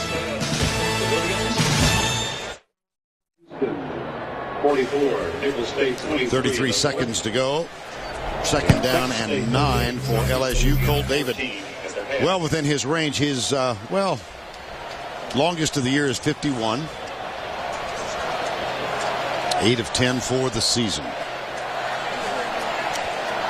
See, So well managed. Alabama was thinking, okay, they're not going to run it down on us. If they throw it, okay, but they're not going to run it. But that's after the pass to Dixon. They ran the ball for that big play, and now every play in the offense is open because you make a mistake down here, it's not likely to cost you anything big. Jarrett Lee comes back on for the day. 4 of 14, 2 interceptions, one of which was returned for a touchdown. Now the big receivers are also in. Remember how good Bird is down here against the fade. Tolliver up to the top. And LaFell in the slot. He comes back, gets it, and drops it. Whoa. Brandon LaFell had the dropsies a year ago and spent a little time with us yesterday explaining that he thought he was over that problem.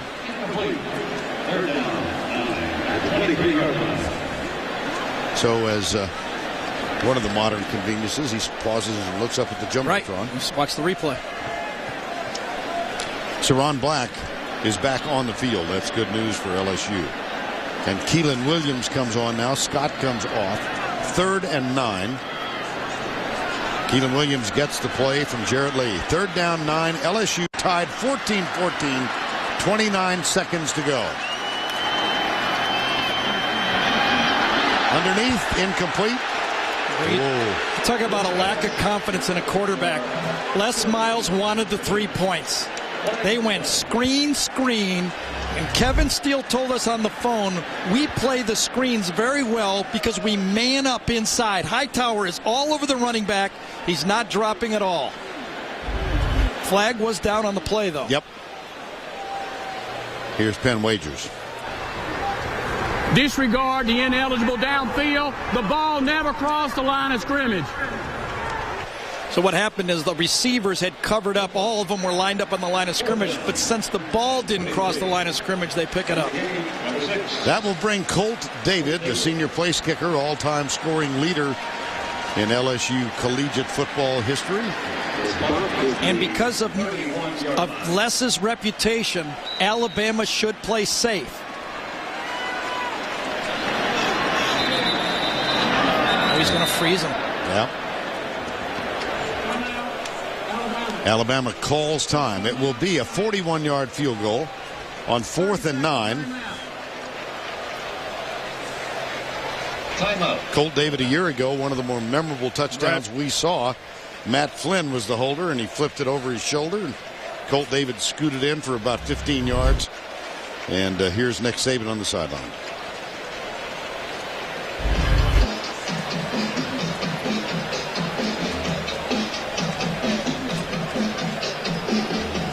(14-14). 25 seconds to go. My goodness, the PA loud enough for you? Yep. Don't miss the show USA Today calls Laugh Out Loud Funny, TV's #1 new comedy. Worst week, Monday after 2.5 Men on CBS, America's most watched network. Well, perhaps they're running a spot for the hearing impaired on the scoreboard. 41-yard field goal to break the tie. High snap, put down. David has it on the way, and it is no good. No good. Both place kickers have missed makeable field goals today. Well, I'll tell you, Alabama has not been able to run the ball at all in this first half. 54 yards, but with this miss of a field goal, all the turnovers, all the things that happened to them, 14-14 going into the second half. 1st and 10, Alabama. Another look at Colt David's miss, the second, and he knew immediately.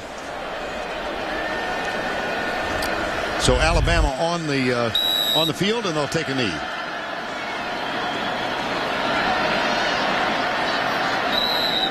We will go to halftime with these two teams tied.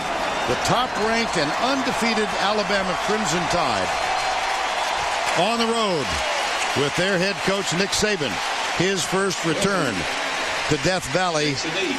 He actually played here as the coach, or he coached here with the Miami Dolphins in the aftermath of Hurricane Katrina.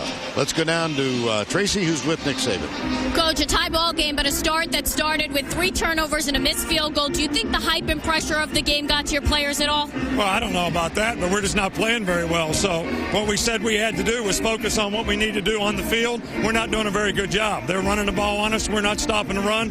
We're not winning up front, and we're turning the ball over and making big-time mistakes. So we need to play better in the second half. You haven't been able to rush the ball just 54 yards. How do you get that part of your game going? Well, they're playing some 8-man fronts, and they're forcing us to throw it. We got to make plays in the passing game. We loosen them up, we'll be able to run it. Thanks for your time, Coach. Thank you. Well, we are going to take a break from Baton Rouge, Louisiana, and go back to another Louisiana native. Here's Tim Brando. Proud to be so. Thank you, Vern. Coming up on the Geico Halftime Report, Spencer, Tony, and I will have all of today's action, including the Bulldogs hanging tough against a bunch of feisty cats, while the bad news keeps coming for Tennessee. After this word from your local station. The Unit, Sundays on CBS.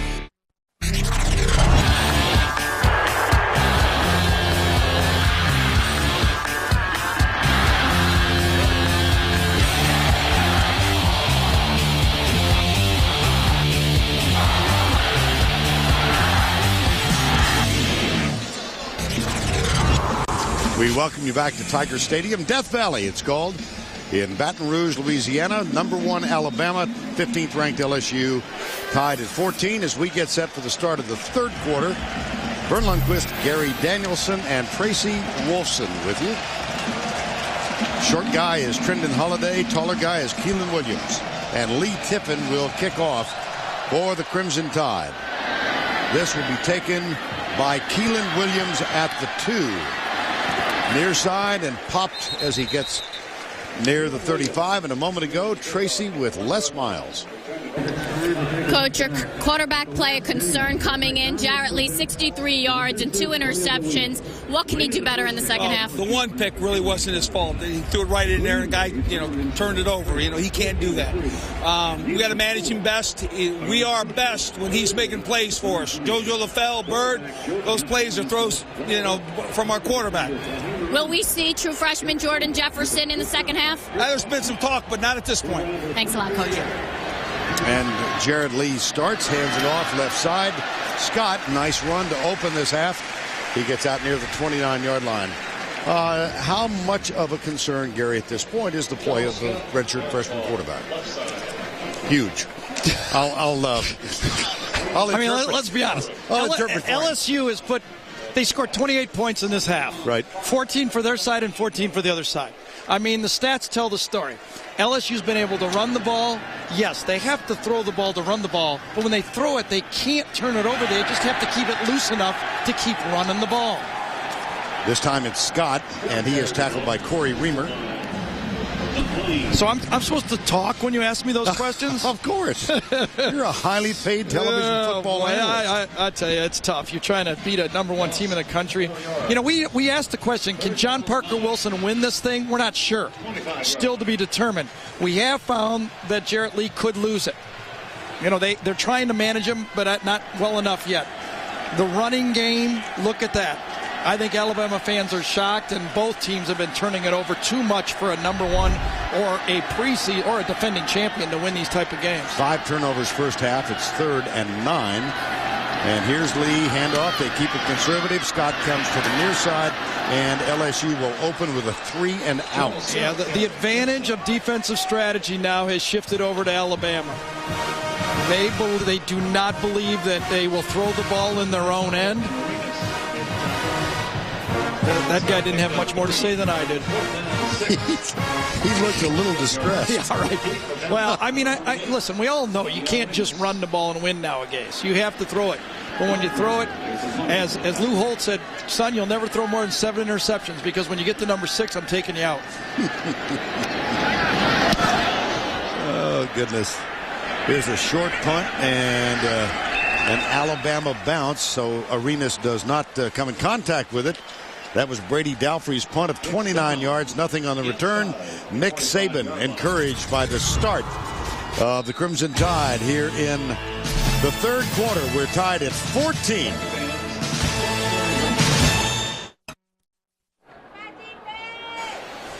Florida on top of the SEC East. They play tonight at Vanderbilt. Earlier this afternoon, Tennessee lost.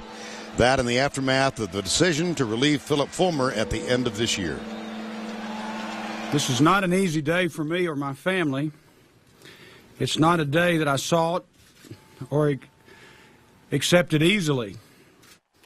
Our Tennessee family is united in its goals, but divided in the right path to get there. I love Tennessee too much to let her stay divided. It's not about, it's not about just your name on a plaque somewhere at all. It's more about being in the trenches and fighting out.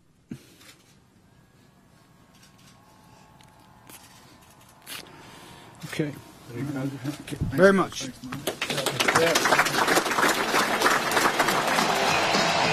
Philip Fulmer accompanied by his wife Vicki and athletic director Mike Hamilton by his side. That ends a 17-year run, or will, at the end of this year. His decision to go along with the request of the athletic department that he relinquish his duties. John Parker Wilson with a lot of time, and he's got a sliding Julio Jones, and the pass is incomplete. Well, the Philip Fulmer resume, he became head coach in 1992, but has given a lot of his life to that university. One national championship, that in 1998, 2 SEC titles, and you can see the 15-15 record in the last 4 years, 6-14 against ranked teams. Everybody told me when I came to this conference that when you go watch Tennessee play, they're very undisciplined in practice. Found that furthest from the truth. When I went and watched them practice, they were very disciplined. They just don't have the talent level they had before. 1 and 10. John Parker Wilson. Did he get the pass away, or is it a fumble? It's going to be intentional grounding.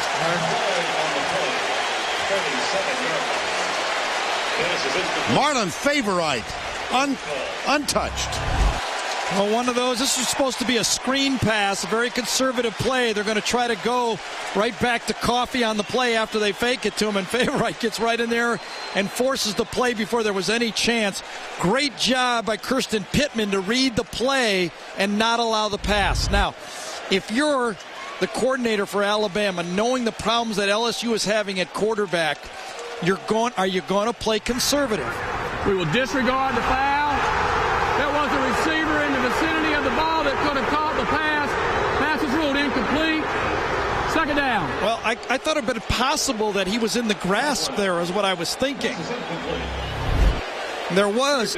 Coffee is going to be in the picture. Watch Kirsten Pittman right there. He's got coverage. But I thought that was either in the grasp or grounding. He was not trying to complete that ball. That is the third flag that has been picked up this afternoon. Let's just go back to the strategy here if you're Alabama. Do you force it, or do you wait for another mistake from LSU? 3rd and 10 here. John Parker Wilson comes to his left. Lets it go deep, and that was incomplete. He was trying to signal Marquise Mays to go deep. Well, let's go back to New York and Tim. All right, Vern, Penn State leads Iowa now. Derek Williams is going to take the snap, go straight ahead, 9 yards for the touchdown. Single wing action. They got 10 points off Iowa turnovers, leading by 9 now. And if these two scores hold up, Wake Forest and Florida State will be tied atop the ACC Atlantic. Wake holding the tiebreaker. Back to you. Is going to kick it. All right, Tim, it'll be 4th down and 3 and out for Alabama to open this third quarter. Here's P.J. Fitzgerald. Holiday drifts over to his left. Wonderful kick. Sure was. Out of bounds at the 16-yard line. 16-yard line. You know what LSU needs right now, Vern?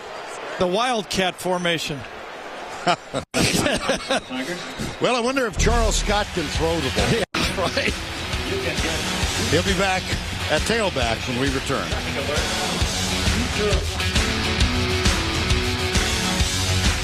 From your living rooms or restaurants, you have joined part of the largest crowd to ever watch a game. Inside this stadium, 93,039. Capacity listed as 92,400. And flying high above MetLife, providing aerial coverage of today's game. Beautiful pictures. 14-14, LSU with the ball at their own 16. Jarrett Lee, who is 4 of 16, throwing it so far. This one is out and complete. No, incomplete at the 26-yard line. Chris Mitchell, number 86, the intended receiver. So how do you manage this if you're Les Miles? You've lost your backup quarterback, Andrew Hatch. Your starting quarterback is now the guys on your team are starting to look at you and coach and say, Coach, you've benched a few of us for not producing. How come we still got that guy out there? And now your backup quarterback is a true freshman. It gets really problematic if you're Les Miles. A 2nd down and 10. Lee, quick flip. Boy, he's struggling. Brandon LaFell. Really struggling.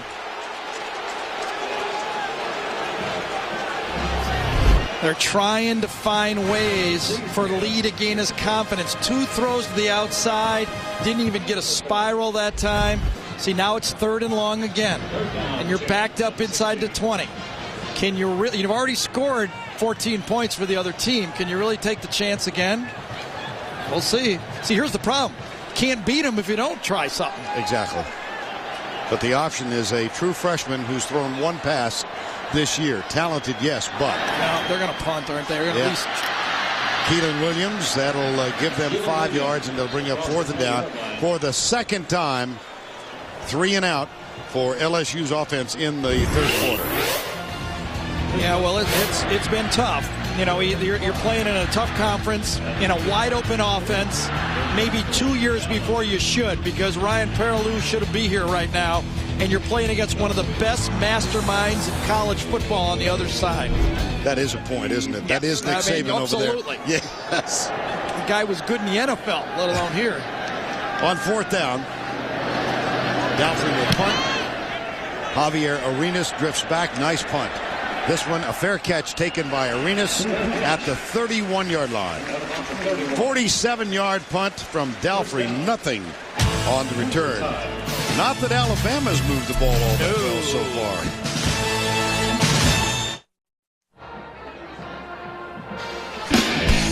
Monday on CBS, Jake to military school. Allen back with his ex. A new 2.5 Men you never thought you'd see. Monday at 9, 8 Central. On CBS, America's most watched network. Now Red Lobster presents today's Scholar Athlete from LSU. Brett Helms, a 3-point grade point average, major in business management. He graduated last May. Red Lobster's commitment to the investment of our future shown today by donating $1,000 to Louisiana State University's General Scholarship Fund. Brett Helms from Stuttgart, Arkansas. His dad, PhD from LSU. In the rice business back in Stuttgart. 1st down and 10. Draw play. Coffee, not much. You can see why LSU was confident about this matchup. To start the game, Alabama ran the ball early 7 times for 48 yards, almost 50 yards. Since then, they've run the ball 7 times for 5 yards. Wow. That defensive line, those big studs, are comfortable mashing Alabama. I've been saying it all week. This is the first team that could match mass to mass against Alabama. 2nd down, officially 9. Crimson Tide with 3 wides to the right. They come near side, and it's caught out of the backfield. This is Coffee, and he's got a 1st down at the 43-yard line. 93,000 plus on hand. This is the largest crowd to ever watch a football game in this 84-year-old stadium. And it's 14-14, early 3rd quarter. Alabama went on top. LSU got 2 touchdowns to take a 14-7 lead. And then a 56-yard interception return for a TD by Rashad Johnson tied it right before half. 1st and 10. Coffee, left side. Well, if you are a connoisseur of turnovers, this is your day. No, here's my thought. Hard to believe this is the defending national champions against the #1 team in the country, because it has really been a sloppy football game. Both teams have made a living winning the championship last year on taking care of the ball. and Alabama's gotten into the position of being number one by taking care of the ball, and has been very, very sloppy. And right now, short of the 50, a second down and 5. John Parker Wilson had one of the touchdowns on a 1-yard quarterback sneak. Straight back, goes right. He's got a man open all by himself as Julio Jones, as Chris Hawkins got really taken care of. Vern, you can't teach this stuff. Just watch this guy set up the defensive back. Quick release to the outside. Watch. Remember we were saying double move? Quick release to the outside. That's a double move. And look at that comeback. Absolutely falls down to Hawkins. Remember I said we had to do something as a double move. Started out at him. Quick burst to the outside and then stops. That's NFL-ish as a freshman. And that's a gain of 19. Here's a play up the middle. It's Coffey again. He runs into Kirsten Pittman, number 49. Chad Jones is there to help with the tackle. Glenn Coffey, leading carrier, ground gainer for this Alabama team, had an earlier effort this season of 218 yards. That was against Kentucky. And this afternoon, 9 for 61. Not bad. No, but the two LSU backs are in the 60s, the 70s and 80s. That's the surprising part. But now this drive, it looks like the real Alabama offense. Second down and 4. Safety comes up to help run support, and that leaves an opening on the left side. It's Coffey to the 5 and out of bounds at the 3-yard line.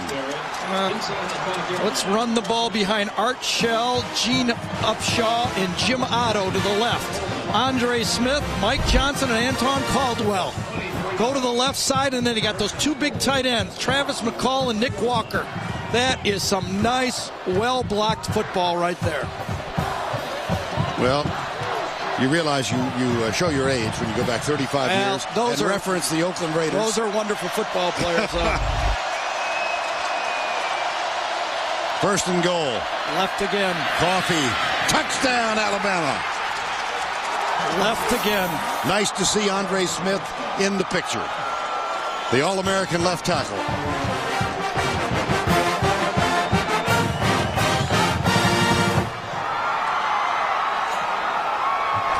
You don't run the ball unless your tight ends do the job. Nick Walker, Travis McCall, great job, and big Andre Smith just follow number 71.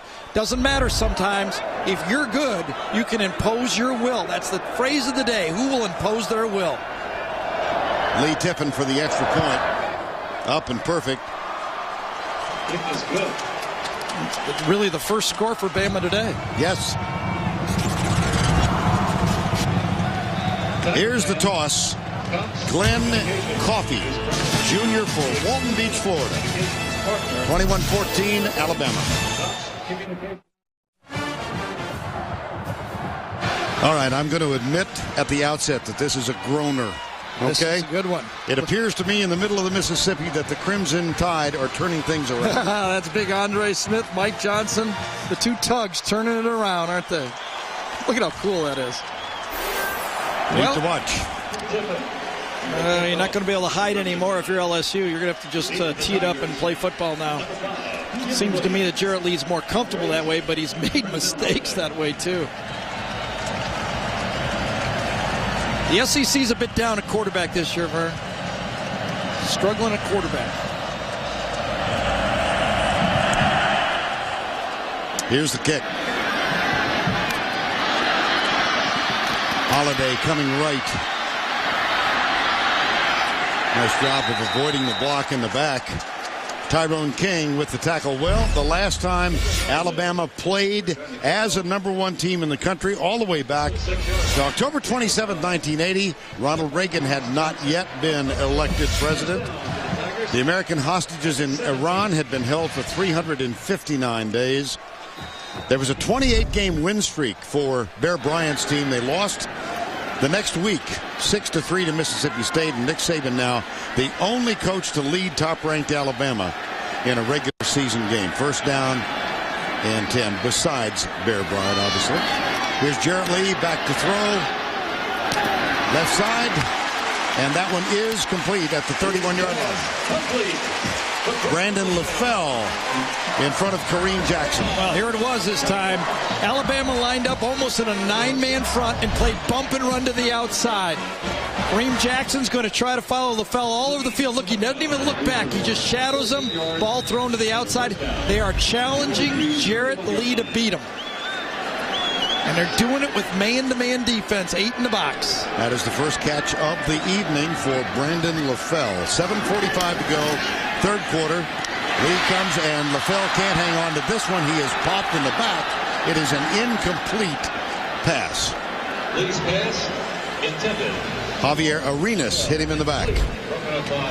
Well, you know when there's two different things, a little bail technique that's called. You line up and bump and run, and then you bail out of it into a zone. Arenas goes. You got two things to do. Deny the ball, number one. Make the hit, number two. Wrap up, number three. Really tough numbers for Jarrett Lee. He's now 5 of 20. 2 interceptions, one of which became the 6th interception off his right arm, returned for a touchdown. He has to hit his next 10 to get to 50%. Yes. Play fake. Looks deep, fires deep. LaFell is there. Jackson drives him out of bounds at the 40-yard line. Well, there's one. Again, first down pass, plenty of time. If you've got a quarterback, there's no choice now. They can't run the ball. Alabama's saying if you don't throw it, you ain't going to do it. This is the play coming way across like this. Watch it. Just cross, cross, cross, playing combo coverage to the weak side of the field. Allows the trailing receiver to get over to the opposite side. That's a gain of 29 for the Tigers. Now they come LaFell, 3 in a row. He's got a little help. Breaks a tackle and is inside the 35-yard line. Marcel Darius with the tackle. Right now, LSU is saying, will Jarrett Lee of Auburn show up and right the ship? Started out so poorly against Auburn and find his game late in that game. Yes, that's right. Yep. Started that one with a pass return for an interception in the first half. Missed his first 5 passes. Now, Chris Mitchell goes wide to the left. Second down. 3. Scott, short of the first down. Now, remember that Saturday night game? Jarrett Lee came on for Andrew Hatch, and this was the pass. Returned for the touchdown, but he came back and hit the game winner, Chris Mitchell. And then on 3rd and 2, here was LaFell, right side. Yeah, there was a little fool's goal in that game for LSU in that one. They thought that was a big win. It turned out to be not that big. 3rd and 2. Give it to the fullback. And the spot we're looking at, I don't think he got it. Well, Les is 4th down less. Yes, he is. You just got to believe that what he's been getting out of his quarterback, he has to roll the dice here. Stopped up inside. For this season, 3 of 9 on 4th down attempts. Excuse me, Brett Gary. Helms doing a good job on Cody. Now, you know, he's probably, obviously he's not 100%. He's doing a good job inside on him. Now they will bring the chain from the far side of the field. The chains. What, like a football short? Yep. Yep. About that much. Truck just told me Ryan Miller's in its center right now. It is.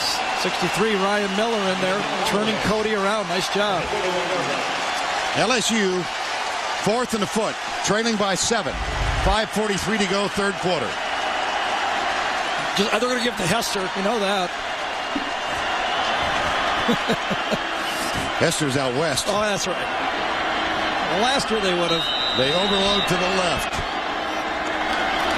They give it to the fullback, and he's got the first down. Quinn Johnson, a rare carry.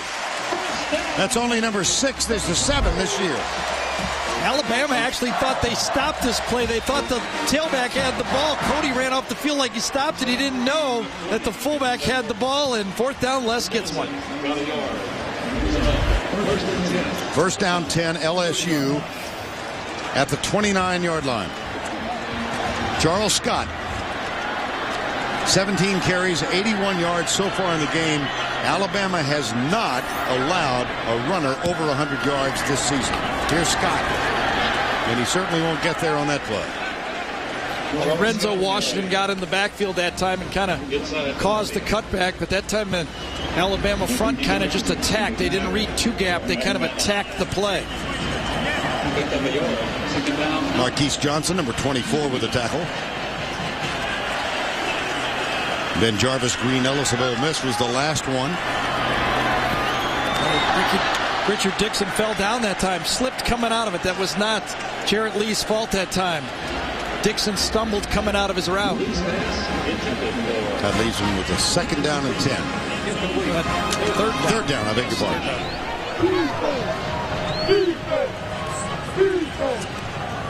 10th play of this current drive after they fell behind 21-14. And this is where Nick's at his best. Probably the best third down defensive coach in college football. He and Kevin Steele. Got to give Kevin a little credit here, defensive coordinator.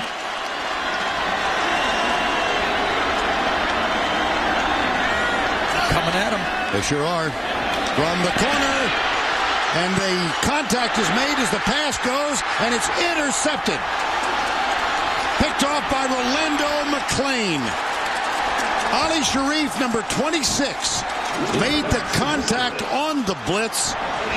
It went straight up in the air, and Alabama intercepts McClain. This is a big mistake for Jarrett Lee. You got to read the man off the slot. That's your responsibility. This man right here is your responsibility. He's on block. Look, the tackle's going to come here.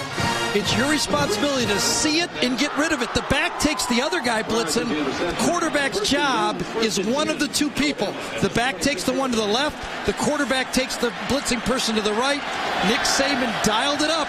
He's the best nickel coach in the game. And on the turnover, Lee, another interception. That's his 3rd in this ball game. 1st down 10, Alabama at their own 46. Let me say Pete Carroll's pretty good at it too, by the way. You're right. Ankle tackle made by Jai Eugene. Now let's go back to the studio for this Liberty Mutual update. Here's Tim. All right, Vern, because of the credibility issue for Penn State, well, this is the reason why. Against Iowa, a mediocre Iowa team, Sean Green's having a good day. He goes in from 6 yards out. It's now 23-21 Nittany Lions. And earlier today, Tony Barnhart said that there could be 3 11-1 teams in the Big 12. Oklahoma doing their part, blowing out Texas A&M. Back to you. It's that pink locker room in Iowa. 2nd down and 7. Here's John Parker Wilson back. Pumps, goes deep right side, and he's got a man open. There's a little contact ruled incidental, and it's an incomplete pass. Julio Jones had a stride on Chris Hawkins. I'll tell you, it was a double move. They finally gave Hawkins the double move, but Hawkins does a nice job of not panicking. Was in pretty good phase. I mean, a ball thrown 45 yards downfield, you can't blanket him that any much more than that. And Julio Jones, they kind of went a stop and go on the play, and Hawkins did about as well as you could. 3rd and 7. Hawkins had a great game. You know, that's a tough matchup out there, but he's holding his own. He's got him again on 3rd down. Hawkins lays off Jones. They tried the draw play, and Raheem Alem says, He got help from Kirsten Pittman, 4th down, after the interception. Actually, it was a great call by the LSU defense. They blitzed right into the play, and that's what really stopped the play. I think Perry Riley came inside, and Andre Smith couldn't take both of them. Great call from the LSU defense, Mallory and Favito. That's a very pretty picture here in Baton Rouge, Louisiana. P.J. Fitzgerald. Trendon Holiday is back at the 15-yard line. 21-14. Short punt. Not a good one. But no, it's not a good one, period.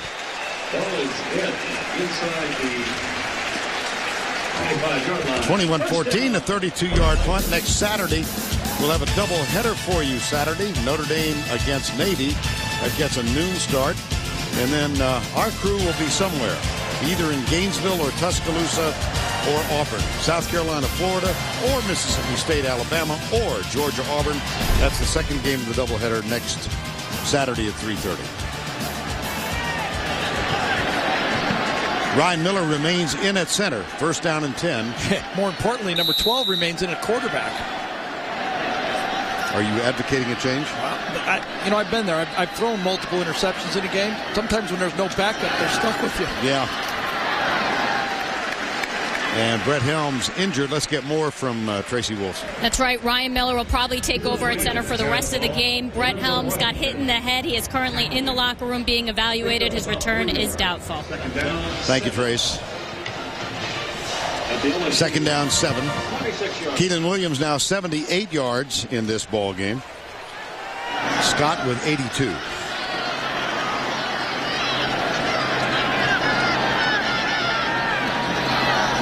Lee will throw. Left side. Got it. Demetrius Byrd with a first down at the 38-yard line. 12-yard gain. First and 10. Almost wish I had one of those pass chart things. And in retrospect, I could have had it if I wanted. I just had to ask for it. Most of, seems to me, of Jarrett Lee's successful throws are almost outside the numbers. Either right or left, it doesn't matter. He's not successful over the middle. He's only successful wide. First down and 10, and the handoff goes to Keelan Williams, about 4 yards. Why do you think that is? It's easier to read out there. You don't have to. You only have to see one half because the guys from out of bounds can't intercept it.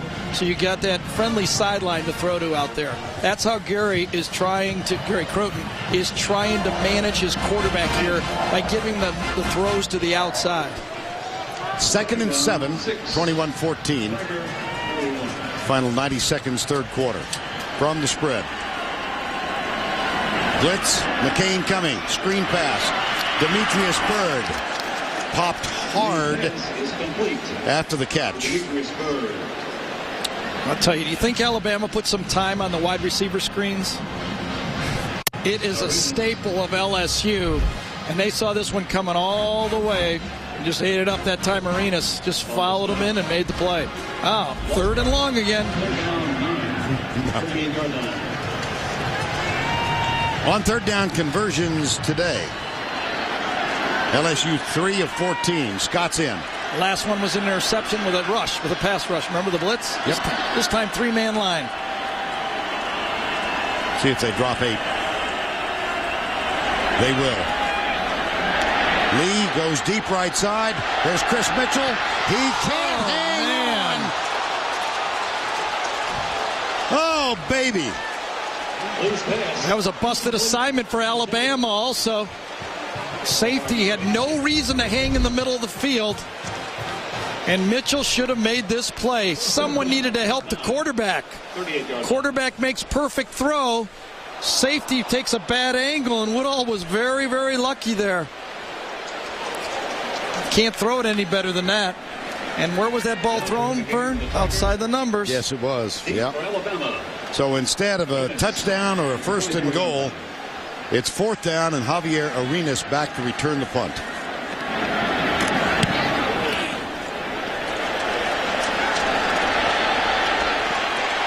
Slips and falls. Alabama will take over at the 8-yard line.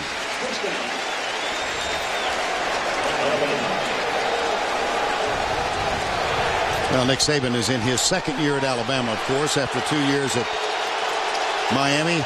He's trying to join this list of coaches going all the way back to 1900 who won a national title in their second year. Look at Fielding Yost at Michigan, Pop Warner, Paul Brown at Ohio State, Switzer and Stoops at Oklahoma, Jim Tressel, Ohio State, most recently Urban Meyer at Florida. This crowd of 93,000 trying to urge the Tigers on.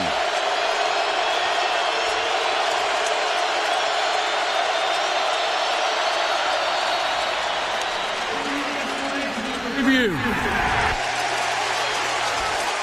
This might be a spot. And review where he slipped down, where his knee came down. I think Nick is saying, come on now. You had the whole timeout to do that. Yep. I call a play that I like, and now you're going to stop it.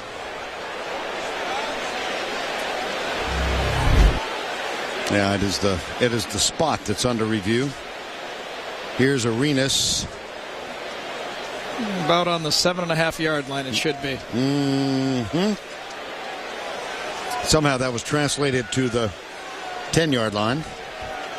Well, I'm not sure if he'd take forward progress, but, where he fell down, he could have caught his balance and started running. So, it's a little above my pay grade on this one. I'm not really...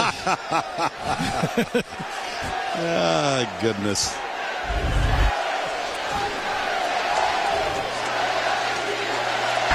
After review, video evidence shows that the ball was down at the 7-yard line. The ball being reset at the 7. First down. Maybe not. I think we both saw that. Yep. So from the 7. That was the best punt, the deepest punt of the day for LSU. They've been missing them all day.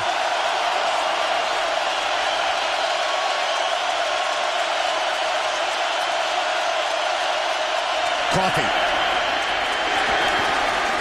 2, maybe 3 yards. Looks like they'll spot this one at the 9. Tremaine Johnson, number 47, makes the stop. We'll put up 4 fingers.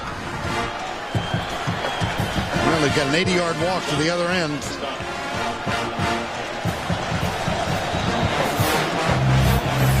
Nick Walker leads the way. That's the end of 3. With the score 21-14, Bama. We'll return to Tiger Stadium right after this word from your local station.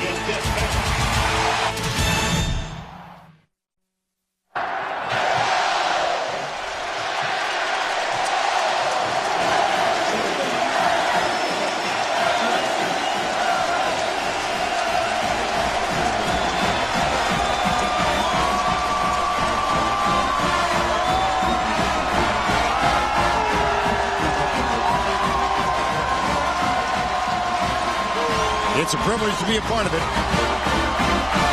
Saturday afternoon in the SEC on CBS. Vern Lundquist, Gary Danielson, Tracy Wolfson. We began quarter number 4.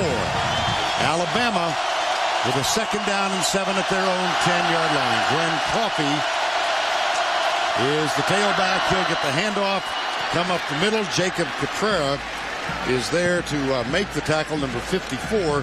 Who's getting considerable playing time after that great punt by Dalfrey. And I kind of thought midway through the 3rd that Alabama had grabbed hold of this one. I'm not so sure now. Yeah, we have a lot of time left. And through the whole commercial break, the LSU crowd, the record crowd, was trying to pump their team. They can see they need help. The quarterback's not doing it. The receivers are dropping his thing. So the crowd says, we'll help. They want to beat Nick Saban. I mean, this is as good as you get. This is going to be a great 4th quarter. Well, it has a reputation of being one of the loudest places in all of college football. No reason to doubt that right now. This will be close for the first down. It was Coffey. Harry Coleman made the tackle. Well, one of the unusual parts of this team is that the road team, this series, the road team has won 26 of the last 38 meetings. The home team has won consecutive games once since 1969. Well, we talked about it again. I guess it's beating a dead horse, but kind of strikes me. Imposing your will. That was one of the biggest first downs of this football game. 92,000 people in their ear the whole 2-minute commercial break. And Alabama comes off their own 7-yard line to make a first down. And Mark Ingram, the freshman, is now the tailback. John Parker Wilson, they hand it to Ingram. He gets a yard out to the 20-yard line. Raheem Alem, number 84. You never know for sure.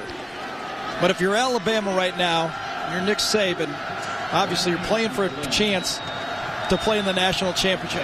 Remember this, the number 1 team on this date, 9 out of 10 times, ends up in the championship game.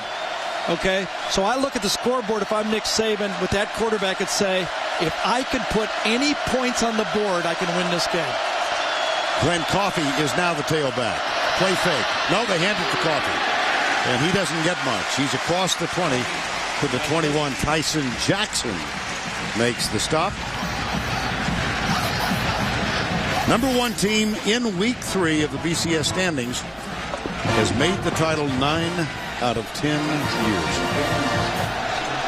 Alabama, you see, with all that chaos, it's still, right. I mean, you got to be a good team to be, when you start November, the middle of November, if you're number 1, you're a good football team.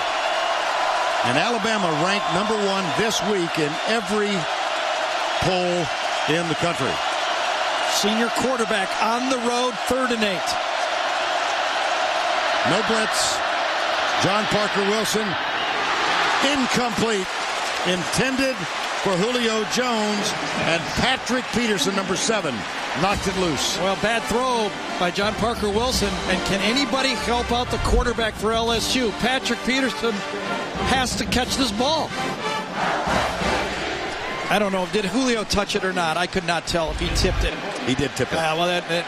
We won't blame that on Patrick, but that was not a very good throw, and Alabama was lucky that Julio touched it. And here's P.J. Fitzgerald for the 5th time this evening. Trendon Holiday, always dangerous, at the 40. But if you chase it over his head, he becomes less dangerous. Look at this punting in this football game. It has been magnificent for both sides. Simple physics, even I understand that. Fitzgerald did a great job of angling his kicks. Holiday has not been a factor. 53-yarder, no return. Can't do better than that.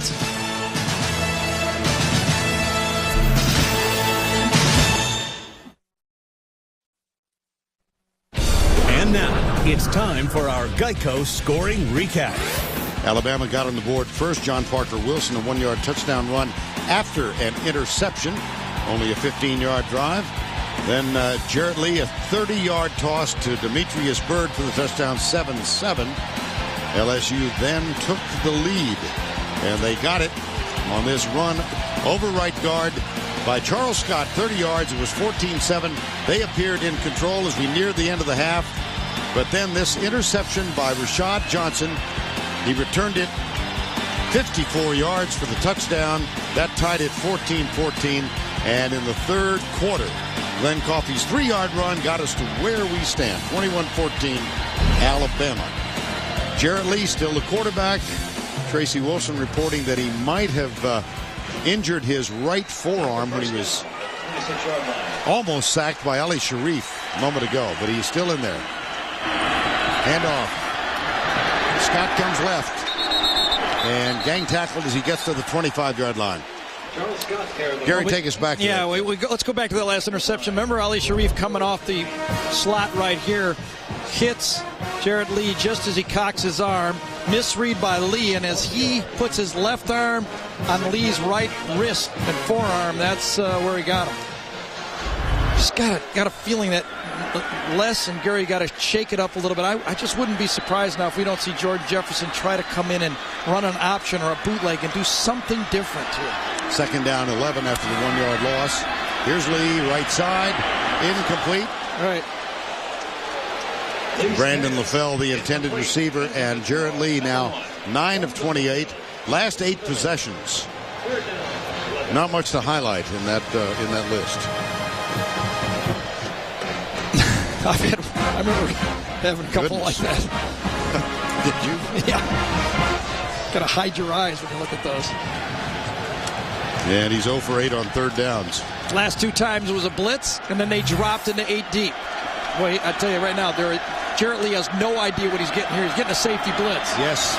Johnson comes. Lee goes right. Fires it. Got it for the 1st down at the 37-yard line. Terrence Tolliver, only his 7th catch of the year. And that's a gain of 12 on 3rd down. Well, it's man-to-man coverage to the top up here. Right there.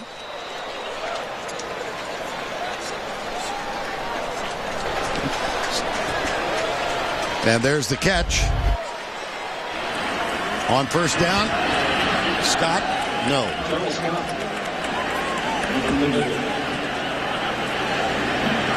Big Cody. I think you know his story. He started out at junior college in Mississippi, didn't have the grades to play until he was a senior. Here's the other large man on this field. This is Herman Johnson. Ron Black left the game. He's come back. Brett Helms left the game. He didn't come back. And now Big Herman Johnson is down. We said it was going to be real manly football, but it's those plays from behind that always happens. Yeah, that looked innocent enough, didn't it? I think it was his left wrist. Somebody from behind, I think helmet hit his wrist. Herman Johnson at 351. Terrence Cody at 365. Started to continue for the 97th time, I will tell you that Herman Johnson was the largest baby ever born in Louisiana. We've used that note since he was a toddler. Weighed in at 15 pounds plus. Terrence Cody in junior college last year weighed 411.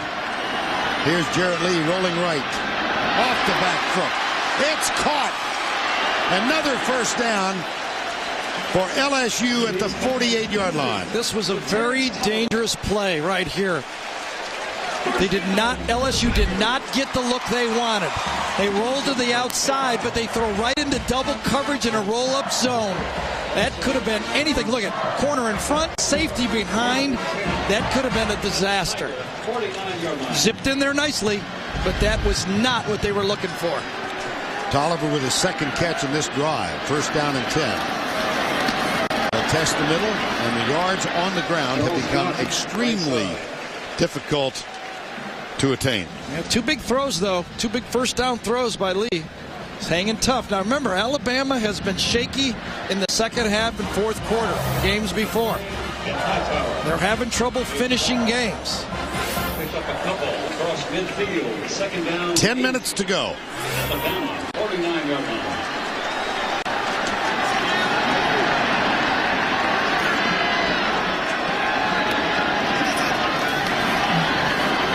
Lee deep in the middle. LaFell's open. First down at the 25.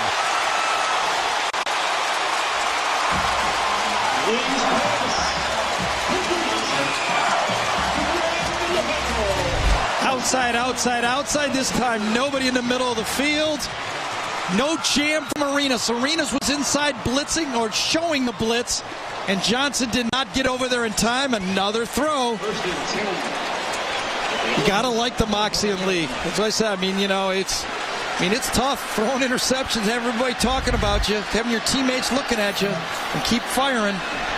LaFell, the leading receiver on this team, coming in. 4 catches now, all in this half. They'll run the draw to the left side. Unsuccessful. Penn State. Let's get an update from Tim Brando. All right, all you one-loss teams, get in line. Lend me your ear. This is Daniel Murray, a 31-yarder, 1 tick remaining, but it looks like Penn State, unbeaten, is going to go down. Get ready, Texas, Florida, Oklahoma, USC, all of the anointed one-loss teams. A BCS mess, Vern. Timmy, I wish you had a passion for all this. It happens every year, doesn't it? 2nd and 8. Oh, it's a wildcat. It's Richard Murphy up the middle. It is the Wildcat. Or the Wild Rebel. Or now the Wild Tiger. Exactly. First down. We asked Les, would you consider using the Wildcat because you're struggling at quarterback? And he said, you see how they stopped Ole Miss? And I said, yes. He doesn't tell us everything, does he? No. No. That was a nice change-up. Jarrett Lee back in under center. First down from the 15-yard line. LSU trails by 7. Lee looks to go to the corner. He's caught and dropped. Bobby Greenwood gets the tackle, number 93. Well, Demetrius Byrd got jammed on the play that time because it was a roll-up double coverage. LSU came with an unbalanced line trying to put a gimmick play that time, and Byrd didn't get off the line of scrimmage. Now, on first down, quarterback's got to throw it away. First down, give me 2nd and 10. But Byrd did not fight hard enough on the play, Demetrius Byrd. Here's Byrd left side, 2nd down and 12. Blitz coming. Lee rolls right. Pulls up, goes in the corner. Diving try, catch is made. It's Terrence Tolliver who has come alive here in the fourth quarter.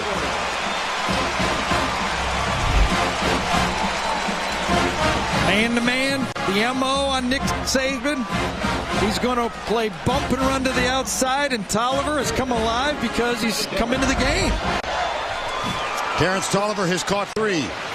It's 3rd down and 1. Penn State is a final. Iowa wins it by 1. Give it to the fullback. Down at the 1. Quinn Johnson. Well, he deserves it, doesn't he? The football.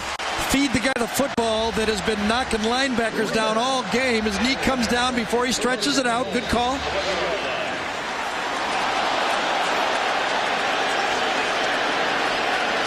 Great job by LSU. 13th play of the drive. Right. Dvorak is in at a guard. They give it to the fullback, and I don't believe he got it. Nope.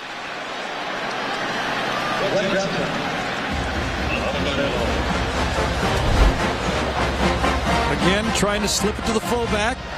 Tailback goes wide. Herman Johnson, by the way, is back in the lineup. It was his left wrist. They taped it. Here's Quinn Johnson. It's 2nd down from just outside the 1. Scott, the deep back. Scott. Touchdown, Tigers.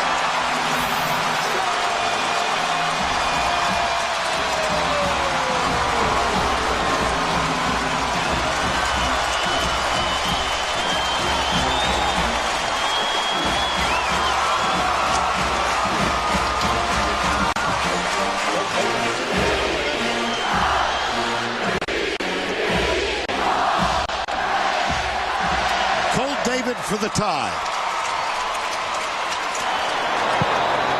Oh, wow.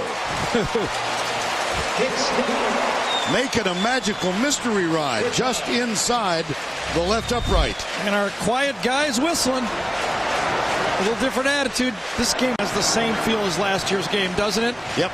Back and forth. Remember, it was a 4th down play to early do set. And then the sack late. Javier Arenas ran a punt return back. Tied under 7 minutes.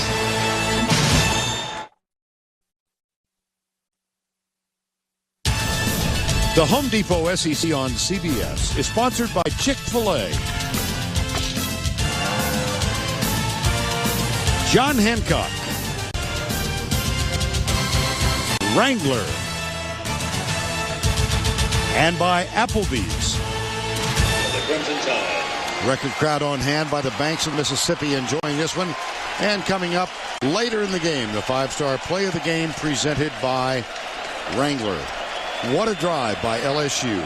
74 yards, 14 plays. Remember when Derry Beckwith told us yesterday that he loved last year's game from warm-ups until the clock looked at 0-0-0. This is another game just like it. As a player, you can't have it better than this.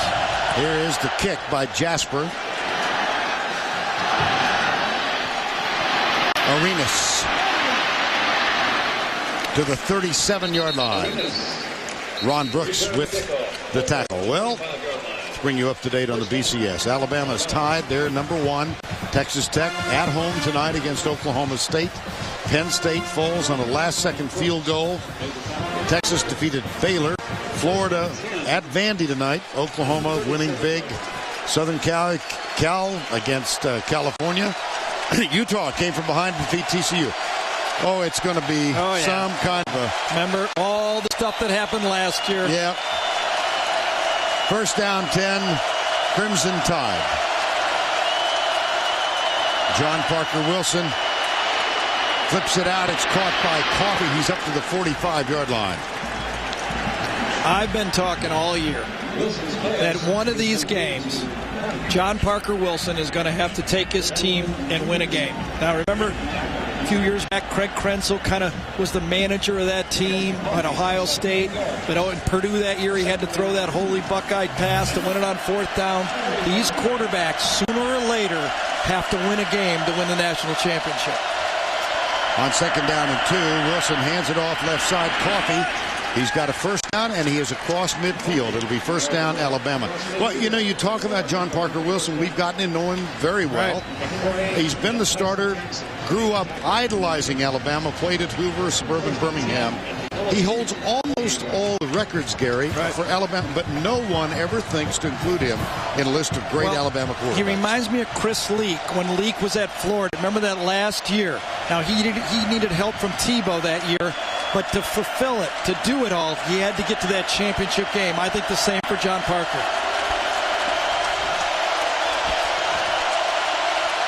First and 10.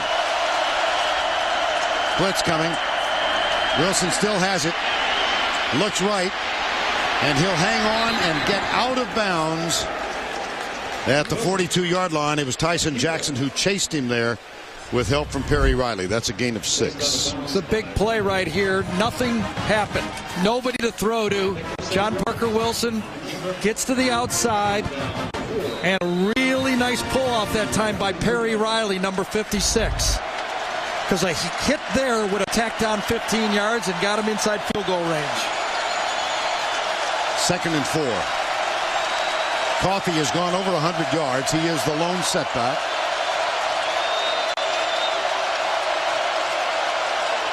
And he gets the ball, goes left, has room.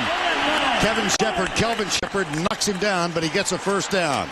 He was oh so close to getting a huge gain. He picked up 8. Great call here by Jim McElwain, offensive coordinator for Alabama. Safety blitz. Danny McCray's going to come from this side. Ball's run to the side. He caught him exactly what he wanted in this offense. Here comes McCray late. There goes the ball the other way. Positive play. Another first down. Alabama playing as a number 1 in regular season. First time in 28 years. Trying to keep that position.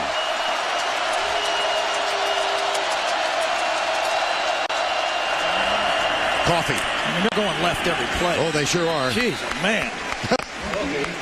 3 Hall of Famers, remember on the Raiders? Yeah. Otto, Upshaw, and Shells. 35 years ago.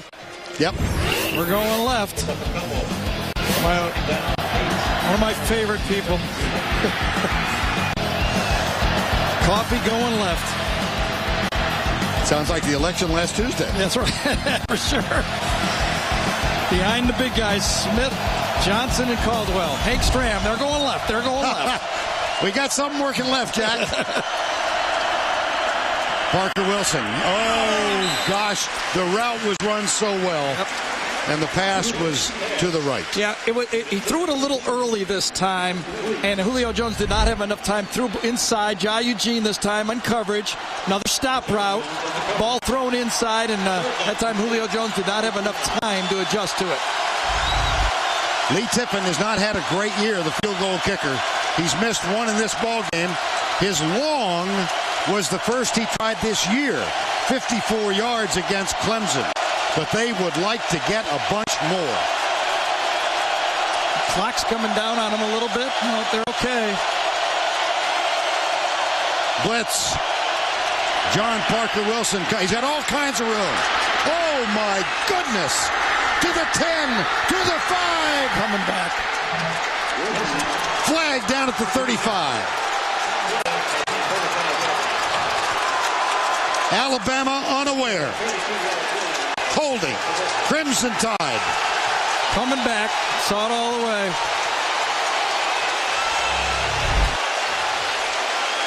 You called it, Vern. All-out blitz on this one. Come inside. But they call holding inside on the play. I think it was right tackle Drew Davis. On the offense. Number 71.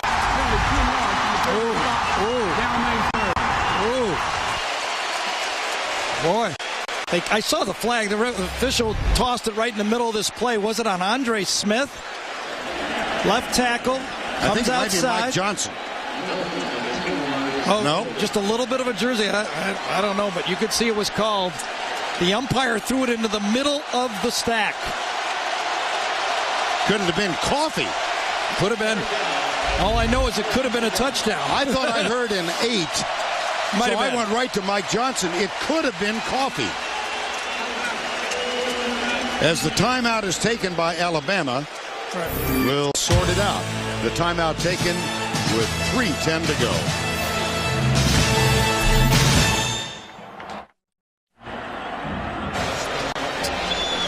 It was Andre Smith. The 1 and the 9 looked the same to the umpire. Watch right up here. Watch the hand go up to the jersey just as Raheem Alem comes inside. Watch it right there. He's got the jersey right there. There's the call. We looked almost the whole commercial. It was a proper call, Alabama fans. That is only the second penalty on Alabama today. It wipes out a touchdown run of 32 yards. We're still tied, and it's 3rd and 18. John Parker Wilson, Julio Jones, can't hang on, 4th down. It's called pressure. It's called the pressure of the moment. Julio Jones snapping all those balls in September and in October, but now as number 1, he's starting to struggle.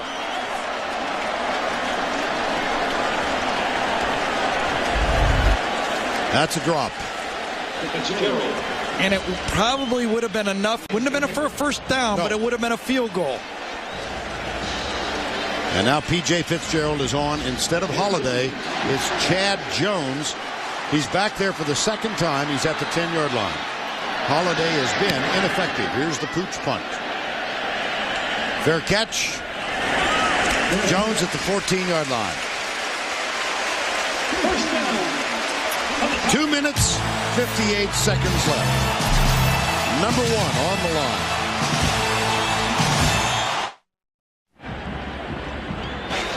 $21-all, 2:58 to go before a crowd of 93,000. This game, Gary, eerily similar to the game between them a year ago. Right. On their march to win a national championship, they had to win on the road, and the defense made the play.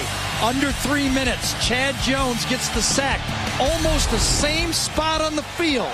Can Alabama's defense win a game for them on their march to try to win a national championship? On the last touchdown drive, Jarrett Lee was 4 of 5.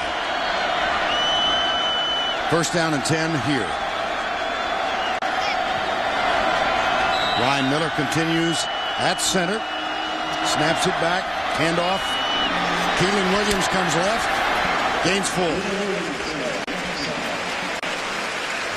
Rashad Johnson made the tackle on Keelan Williams. It was Rashad Johnson who had an interception return for a touchdown, 54 yards, right before halftime.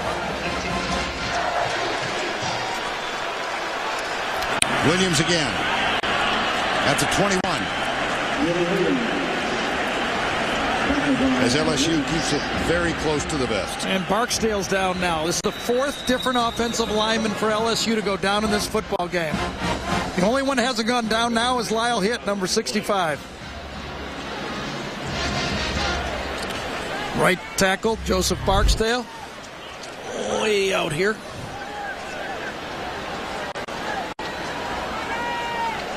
Again, I think Dieterich falls on him. Yeah. Looks like that's who it was. So Keelan Williams stopped at the 22-yard line.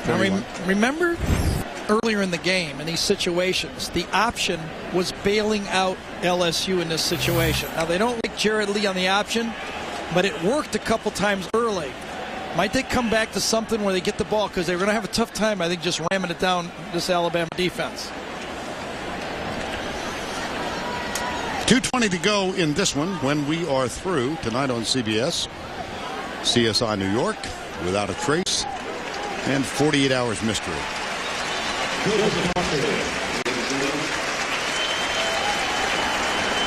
Barksdale will limp off without assistance, and Ernest McCoy, number 77, takes his spot at right tackle. So on 3rd down and 3, LaFell and Bird are both to the right. Tolliver is bottom of the screen to the left. And the running back, again, is Charles Scott. 3rd down, 3.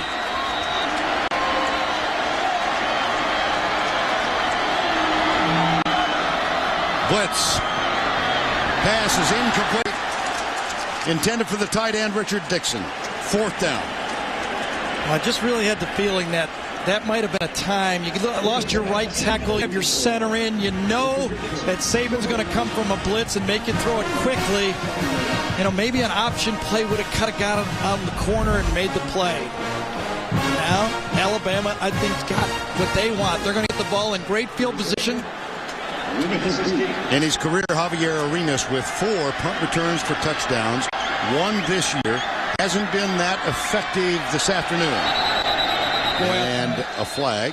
It better not be on Alabama, or that guy's going to have trouble. Prior to the snap, ball start. Number 22 on offense. Right. Penalty 5 yards. Now remains 4. I wouldn't even want to run over to the sideline. I'm not playing.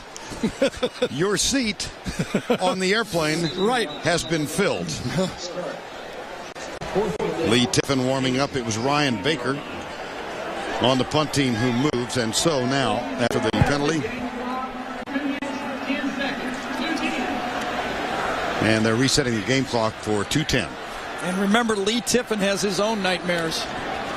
2 years ago, Arkansas game when it was just his really first break-in game. Now he's grown up a lot since then, but we all have those nightmares. Had a tough one against Kentucky at home this year. He's missed 1 in this ball game for the season. And here is a returnable punt. Arenas at the 36 to the 41-yard line. Carnell Hatcher made the tackle. Isn't that funny? My inclination was that it was a pretty good punt. Pretty good coverage by Jones, and Arenas he's good. The guy's good. I mean, he's so quick. His hop is so good. I mean, minute 58, you got the ball. You got a chance to win a national championship. 2 more home games for Alabama. You don't get it any better than this. You've been struggling for 2 years with John Parker Wilson as a senior quarterback. You got a chance to win a football game. Lee Tiffin is a junior. His dad, one of the great heroes for Alabama, Van Tiffin. Here's the run. It's Coffey to the 34. The clock shows 1:51 and running.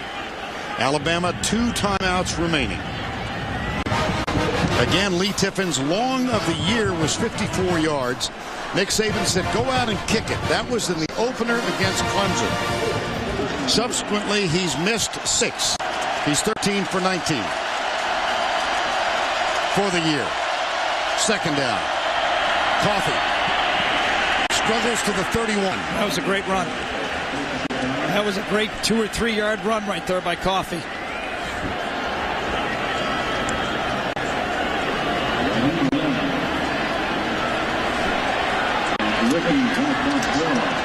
Saban wants a timeout. Whoops. Well, I'm surprised. Why would you take a timeout with so early in the play clock? He had a sense of urgency, I'll give you that. Time called, less than a minute to go.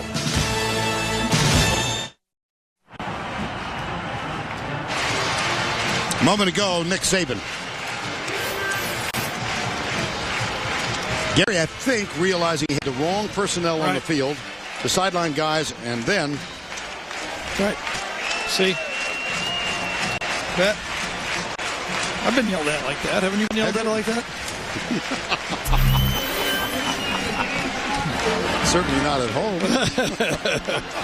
Well, he just didn't want to take a timeout in that situation. You know, I mean, short yardage personnel, that should almost be automatic, and he had the wrong grouping in there. For the first time in 28 years, Alabama has reached the #1 spot. They are undefeated, 9-0. LSU 6-2. We are tied at 21, 1:23 to go. And Alabama trying to work into position for a winning field goal. Now they only have 1 timeout left. So you're almost, the bet is now that it's going to come down to a field goal. Now, should Les Miles start be thinking that way and start using his timeouts? And as time has been taken, they've reset the game clock to 1:23. It's still, see, Les now has to start thinking, should I use, if a first down happens here, Les has to start thinking, I'd like to have some time on the clock, a la Texas Tech. He doesn't have Graham Harrell and Michael Crabtree. No, but time is valuable. You don't want to go. You can't let Alabama kick it with 1 second to go in the game. You mean like Iowa and Penn State? Right. I'm just trying to connect the dots. You did it good. 3rd down. Coffee. He's got a 1st down, just inside the 30. Now, Alabama should hurry to the line of scrimmage and be ready to snap this ball within 5 or 6 seconds of the officials' okay to go.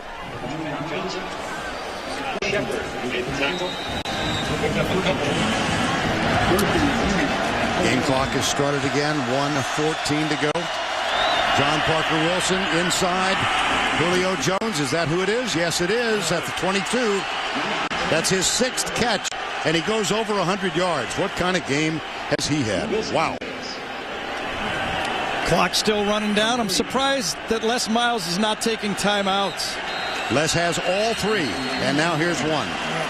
Because you just can't let the game end here. This is a field goal. 53 seconds to go. Time call.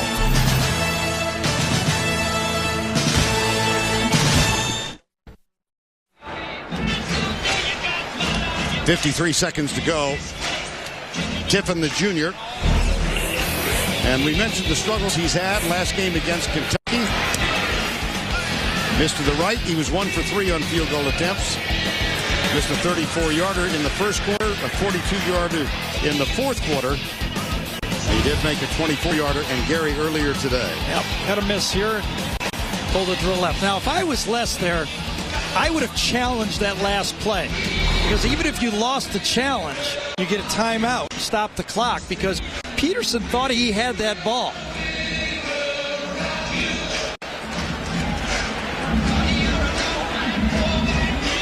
In essence, it's the same thing. You do a coach's challenge, you get a timeout. It's going to cost you a timeout anyway. Ball at the 22.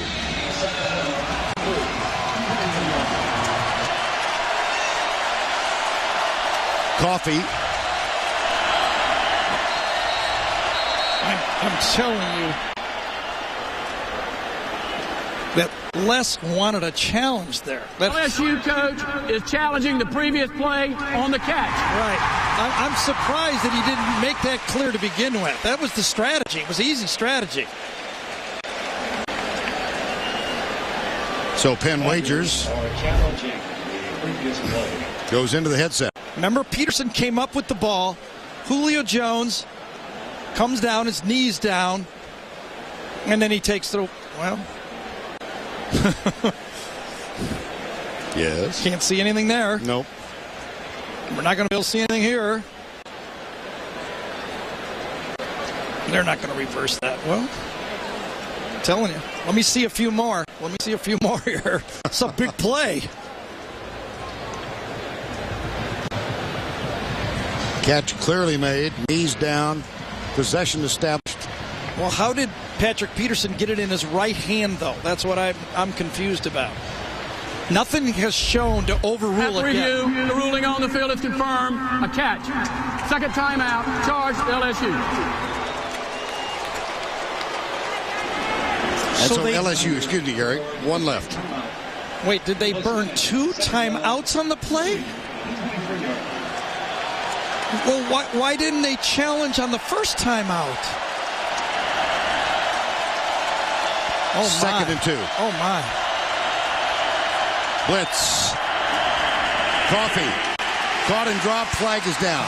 Face mask. I think you're right. Boy, that's a big oversight there.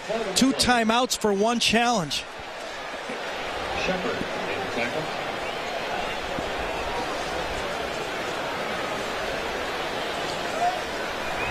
Personal foul, grasping the face mask. Number 11 on the defense. Penalty after this to the goal. First down. What's going to happen now, if Alabama just doesn't push it into the end zone, it's going to be a last-second field goal. There it is. Just enough. You see the official grab the hanky right there.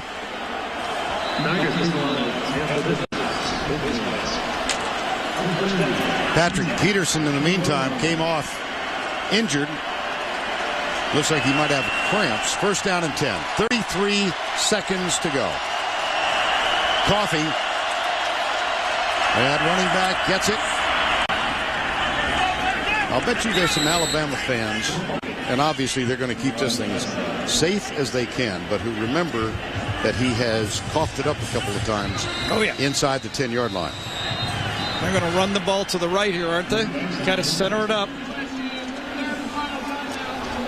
LSU uses its final timeout, and it's taken with 12 seconds remaining.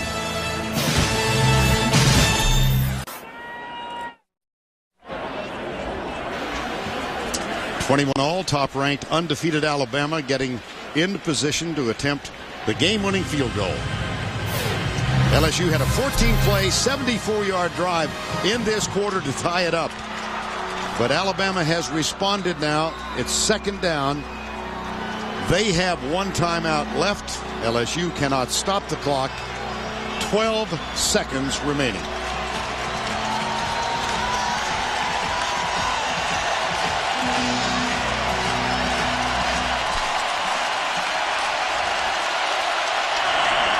Tried to get to the middle of the field, and he stumbled. Nick Saban will be in control now. He'll get it down to 2 or 3 seconds and take a timeout. 3 seconds. Now, remember this. Les Miles has used up all his timeouts. He can't freeze the kicker like Nick Saban did in the first half when Colt David missed it. It's going to go as it goes.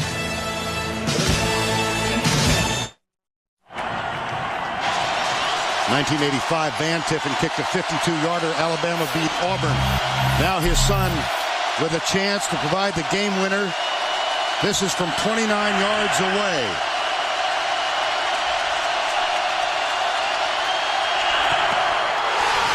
Blocked! It is blocked!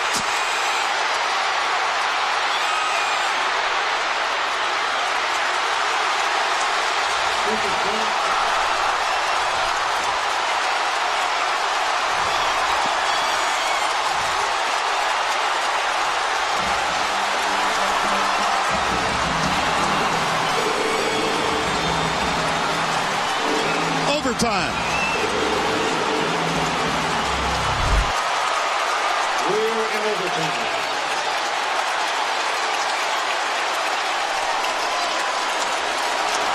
I don't know. I think Nick was saying you didn't get enough height on that. I think Derry Beckwith, number 48, got his hand on that. It might have been Francois. Tough to tell from that angle. Looked like Ricky Jean Francois, number 90. Wow, what a play. That's not enough height, though. I agree with Nick. There wasn't any penetration on that. There was no penetration on that kick at all.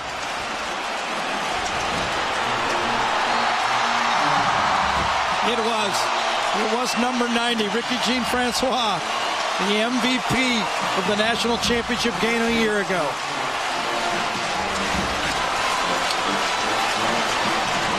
Les Miles.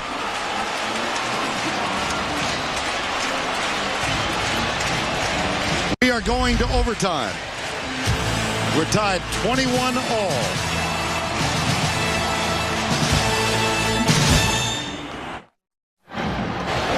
Great football, guys. Coin toss a moment ago. You won the toss. Alabama won the toss. They have elected to begin on defense. And let's go through the overtime rules. Coin toss decides possession. The offense will start at the 25-yard line. Each team will keep the ball until it scores or fails to make a first down.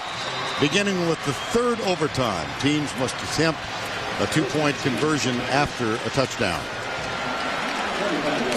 Well, Gary, we have a night game in Tiger State. That's right.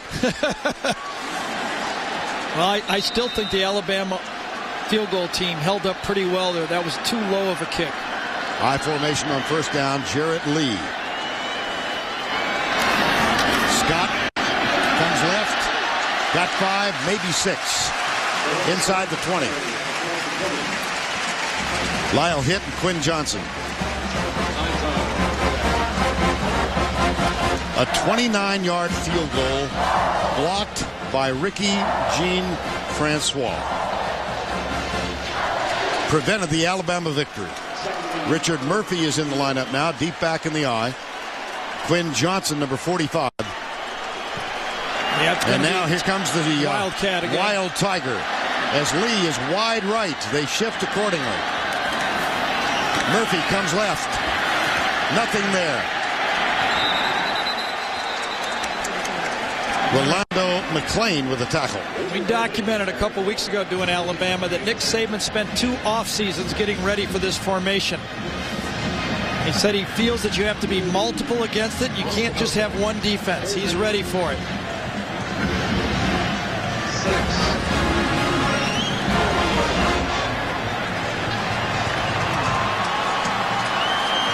Got the big receivers in. Bird, LaFell, and Tolliver. 3rd and 6. Lee rolls right, pulls up, goes into the end zone.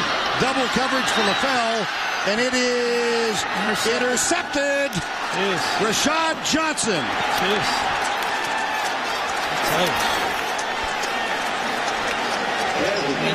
When you sprint out, the safety goes with you. Jared has had 3 or 4 interceptions like this. When you sprint, he goes. You're not going to get one-on-one. Remember what I said earlier? That was a very dangerous throw on that one down the sideline on that sprint out? This was very similar. When you sprint, the safety goes with you. Jarrett Lee never accounted for one of the smartest football players in college football, Rashad Johnson. One-time walk-on from Sulligent, Alabama. His 2nd interception in this ball game. Glenn Coffey is alongside John Parker Wilson. 4th interception for Lee tonight. John Parker Wilson goes for Julio Jones. Got it. Out of bounds at the 3. My gosh, that looked like Harold the Crabtree. Oh, absolutely it did. Back shoulder throw. Throw it at the back shoulder. And this, I tell you, Crabtree. A.J. Jones. Michael. I mean, these young receivers, watch how well this ball is thrown. Back shoulder, and then the young receiver goes up and snatches it, and holding on for dear life is Peterson. 1st and goal from the 1. You got to stick it in the end zone. You cannot put your field goal kicker out on the field. Boy, do I totally agree. Baron Huber is the fullback, number 40. Coffey is the running back. It's Glenn Coffey. Coming left and knocked down at the 1. Good defense. Drake Nevis, number 92. Now here's the strategy for Alabama. You've got 1 more down to get it in there. Because on 3rd down, you're going to kick it just in case you fumble the snap, so you get 2 tries.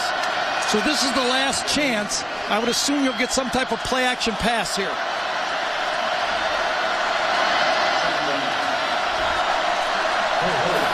Second and goal. Huber and Coffey are the running backs. From the I. Wilson, quarterback sneak. No indication of a touchdown. Oh, they did. Yes! Touchdown! Alabama remains undefeated and still number 1.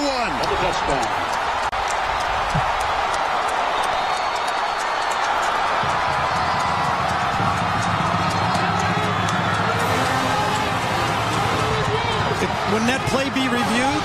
They are reviewing. Yes, have to be reviewed. They have to review this. There was an exchange of handshakes, Les Miles and Nick Saban at the 35-yard line. Now the task of clearing the field to take another look. What does he see? Oh, the umpire tells the line judge that he saw the ball go across. Right there, look at him go, say yes. He nodded his head. The umpire told, because the linesman couldn't see it, the umpire says, yes, I saw it land across the line. The ruling on the field stands. Touchdown. Game is over.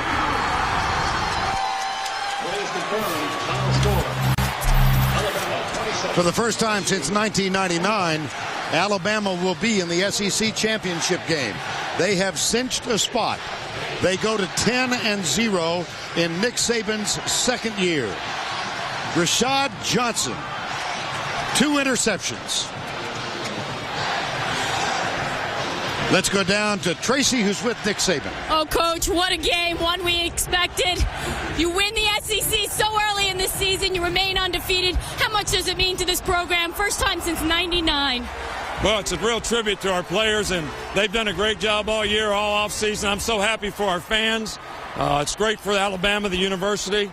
We've had a lot of support there. This is a great football game, and LSU's players deserve a lot of credit. They played a great game today. John Parker Wilson has managed the game for you every game this season. This time, he drove down the field and won it for you. Well, he certainly did. We had an opportunity to win it in regulation, but, you know, that's football, and great play by Rashad Johnson to keep them off the board. So, you know, the turnovers were big, did the first, but just got to be more consistent. You remain undefeated, though. Congratulations. Enjoy the win. Thank you. We will. Thank you very much. I'm reminded of Nick Saban's comment. When was it? When he said, I really am happy. I know I don't look it, but I really am happy. Well, he looked it there. Now time for the DirecTV player of the game, Rashad Johnson, one-time walk-on. Now one of the most valued players on this Alabama defense. 2 interceptions, 1 returned for a touchdown. That was 54 yards. And he helped seal the victory with the interception in the end zone. Now time for the Wrangler 5-star plays of the game. We're going to give you 2 of them. First of all, in your mind, think back last Saturday night. Graham Harrell, Michael Crabtree. And this time, it's Julio Jones from John Parker Wilson. That gave them a 1st and goal, and here was the touchdown. John Parker Wilson goes in over left guard and leads his team as a senior to Atlanta and the SEC championship.